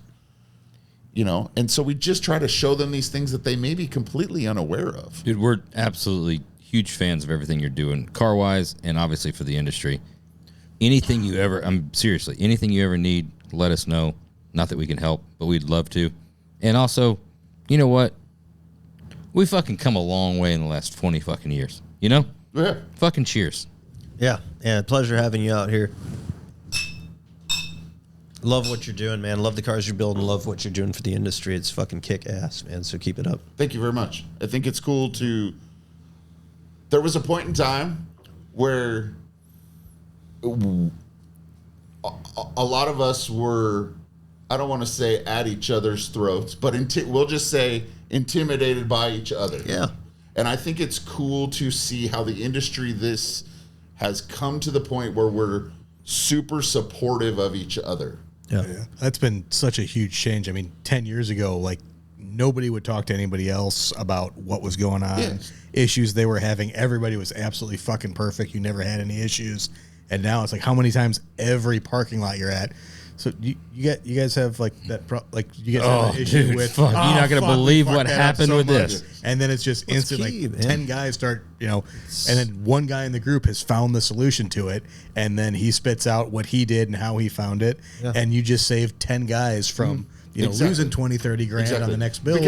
Because I'm not so worried about trying to prove myself against what you guys are doing or what we're all on the same team. We're not as we're not as worried about all the egos have kind of disappeared. And there's still a lot of egos out there. Yeah, there's still a lot of those out there. Everyone has their guard down, I guess. Well, the guard's down and everybody's falling into their place. An Ironworks car is an Ironworks car. Yes. Nobody's going to compete with it. It's you. It's different. It's different. It can be a Chevelle. It can even be on a Roadster Shop chassis. It can even be, but it's just different. You're going to deal with a different guy. Yeah. You're going to deal with, you're going to deal with redneck jokes from me, and you're going to deal with some other kind of jokes from someone else. You're going to, Right. You're gonna You were talking earlier about art, right? It made me think. You talking about the egos and stuff. There's never been an artist out there, unless maybe I'm stupid, but I don't know of an artist name that was like, you know what? I'm such an artist. I got to make my own paint. They still bought paint from somebody. Yeah. So be an artist. Buy the chassis. Buy the motor. You do your thing. Buy Jameson's mirrors. Buy Jameson's mirrors, right? I don't know what this Troy dude. This Troy deal. I don't know even what he does. You know. He's the BBT. He's the BBT. He's the BBT part. But that's it's. I mean, it's a true statement of like build the art that you want to build, right? You don't have to figure out. There might be some weirdos out there that have to learn how to make the paper, make the paintbrush, make the paint, do all that stuff to create the art. Or you could just like make the art and buy the things from the people that know. You know what I'm saying? That's and especially when you're talking about car building, like, why would you go make your own mirrors? If you're like, I'm putting mirrors on a 70s Chevelle. Yeah. Why would you go make them? especially if they're great. If they're great looking, like it's what it is. Because Jameson will write your name on the mirror. Dude, if you wanted to say Roadster Shop on the mirror, that Jameson will do that. How many more would you buy if it was just from Jameson and Troy wasn't around? I buy it that's a perfect example. We're doing a Intech Auto. Intech. We got to give them the plug. The your square body stuff, right? You've got your 3 mirrors. I'm ordering a set myself. The middle size, the big ones. Yeah. Right. So I reached out to him. I'm like, we could design them. We have engineers. We have CNC machines. Like, we could do all that in house if I wanted to. But why? Like, you are the mirror guy. You have the resources. You've figured it all out. And like, to be honest, like, we could even help design them. But like, dude, the designs are great. So it came down to like, hey, I've got a few customers that have complained about the factory mirrors. When you get to that mid, what do you even call that mirror? I don't know. The We get shut The not Dodge Ram mirrors. Yeah, but like the middle. Yeah, not the trailering mirrors, not the little. But when car you're mirrors at they any put on sort them. of speed, like 40 miles an hour, the fuckers just start folding in. They're vibrating. So I reached out to them. Dude, they fucking designed it up. They're going into production, and all I got to do is and they're pay for expensive. it. It's not cheap, but it's fine. Yeah, it'd be $10,000 if we were going to make a one-off set. it's not cheap. If that. Yeah. But if you want cheap, you can buy the fucking piece of shit. don't work. Software. But That on don't work. those trucks, it doesn't. It because of what it is. When you're engineering it for the fun, you're not trying to build this 35 Chevy that I can't buy anything from anyone because the car is so ridiculous. But if you can take those parts and that's what I've been trying to work on with a handful of guys. Like Troy and I are starting to trade back and forth. He's putting some of my stuff on his website, and I'm putting some stuff on my website that I use of his. And so if he comes up, like I have 4 switches now. I used to sell just one kind of switch. Now I have a couple different switches, and I came up with these. But there might be guys where you're like, hey, I'm going to buy these handles from Delmo. Yeah. Because Delmo's going to buy, and we're going to work together on those things to where. Are you really going to make a difference in most cars that we're building nowadays of whether you make the steering wheel or whether you make the mirrors for most of those things, unless it's some full tilt thing that you've got to make everything ridiculous. Right. All the other stuff you've got to do, all it does is help me. It frees up bandwidth to do other it's shit that less nobody else I've makes. got to do. I can confidently know that I'm going to receive a finished product that I will put 3 bolts into the door, and it is ready to go. And it's being more prudent with the customer's money. And It it's is. done. It's not cheap because you're to not the getting this customer, but $10,000. It's still a better value. You're not getting this $10,000 mirror done, and then you're like, crap. These little bushings that we designed it with aren't what Troy's using. Yeah. And I think there's the other part in the grand picture of us as car builders are the guys left in the middle of the whole scenario. Of we need to stick together for ourselves. Yeah. Because if we can support ourselves as fellow car builders instead of being against each other, where you're not running this cheap part from this company that doesn't even build cars, they're not Yeah. going to do anything for that. Is there some allegiance we can have to each other? Yes. In where you're like, hey, Rodger's going to be the steering wheel inner fender switch guy, 100%. and you guys are the chassis guys, and you're like, hey, that steering wheel you have, we're building a Chevelle. I want to put a steering wheel like what you put in yours. Yeah. Can I do that? Yeah, I want to do that, and I'm going to buy the mirrors from him. Do your cars become the same? Yeah, but like we've said, that black Chevelle is the same as all of them, because it's a black Chevelle with white stripes that looks like Matt Saxton's car and looks like I can't even think of the movie now. The Dazed and Confused. with the Dazed and Confused car. Like you don't want to put some ridiculous mirror on it. Right. Like there's just a point where and that's Yeah, but I mean, I get what you're saying, but they're saying there's differences. A black T-shirt's a black T-shirt. We put a different fucking logo on it and different manufacturer. It's a different fucking black T-shirt. Just because it's a black T-shirt. It's a good looking black There's T-shirt you're wearing today. Great looking black T-shirt. There's a bunch of But different. I have a thought to There's that. all kinds of Nike Dunks, but they're all different colors. But have you ever noticed that the lead singer of Metallica never wears a Metallica shirt? I never noticed that. I didn't know that either. I like his music. I don't really follow. But I always think it's interesting. Like Is that Lars? Is Lars the lead singer? Drummer. just all of those. Lars You is can the take only all of cool them. one. The rest I of them, mean, not cool. I guess I would just ask that question. Did Axl Rose wear a Guns N' Roses t-shirt? That's a question. You know, because I debated that today. At Grand National Roadster Show, because I wear a 3X shirt, so I don't always have the pick of the litter with a lot of stuff. Shoes, shirts. I bought a shirt at Grand National, and I don't, because he had 3X, and I bought one of the VZ Brothers shirts because I love that orange 32. Okay. And today I was like, so do I wear my shirt? Yeah. Or do I wear the VZ Brothers shirt? And you're like, I mean, I know this guy's a little, but I bought the shirt because the car was badass. Yeah. And you just have to go like. In our industry, it's a little bit of a name tag, though. It is. It is. I get that part too. But is there a part too where you could wear other people's shirts? There is. And I think I think 10 years ago, that wouldn't have ever. Oh, you're right. I think that goes. You're right. That's like a lot of respect that you're going to wear somebody's shirt like you think they're legit or their hat or whatever. Well, they came out with a great shirt logo or whatever. Yeah, it's just. I mean, for me, like, I mean, I wear like a 14, 16, right? So Gap Kids only has like, they only have so many pocket tees, right? Like it's limited. Cool, you and your son can share that. But to your his point, wife's like, jeans? dude, John York, he's walking around the shop today in a hot rod garage.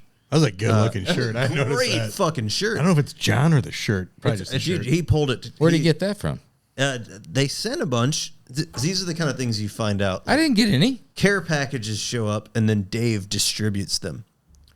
Well, It's a great fucking shirt. So it's like a How did that off-white- happen? Dude, it's an off-white. Dude, John fucking rocked it today. He I shows may have up, given that one to him. new actually, now navy that I'm thinking pants, about it. and he went over the top, dude. He went over the top because it's like an off-white shirt with navy blue. Fucker looked so good today. But great shirt. Hot see Rod how Garage. small his arms are gotten? They're shrinking. He's getting older. He's Lost he's losing muscle shit mass. ton of muscle mass.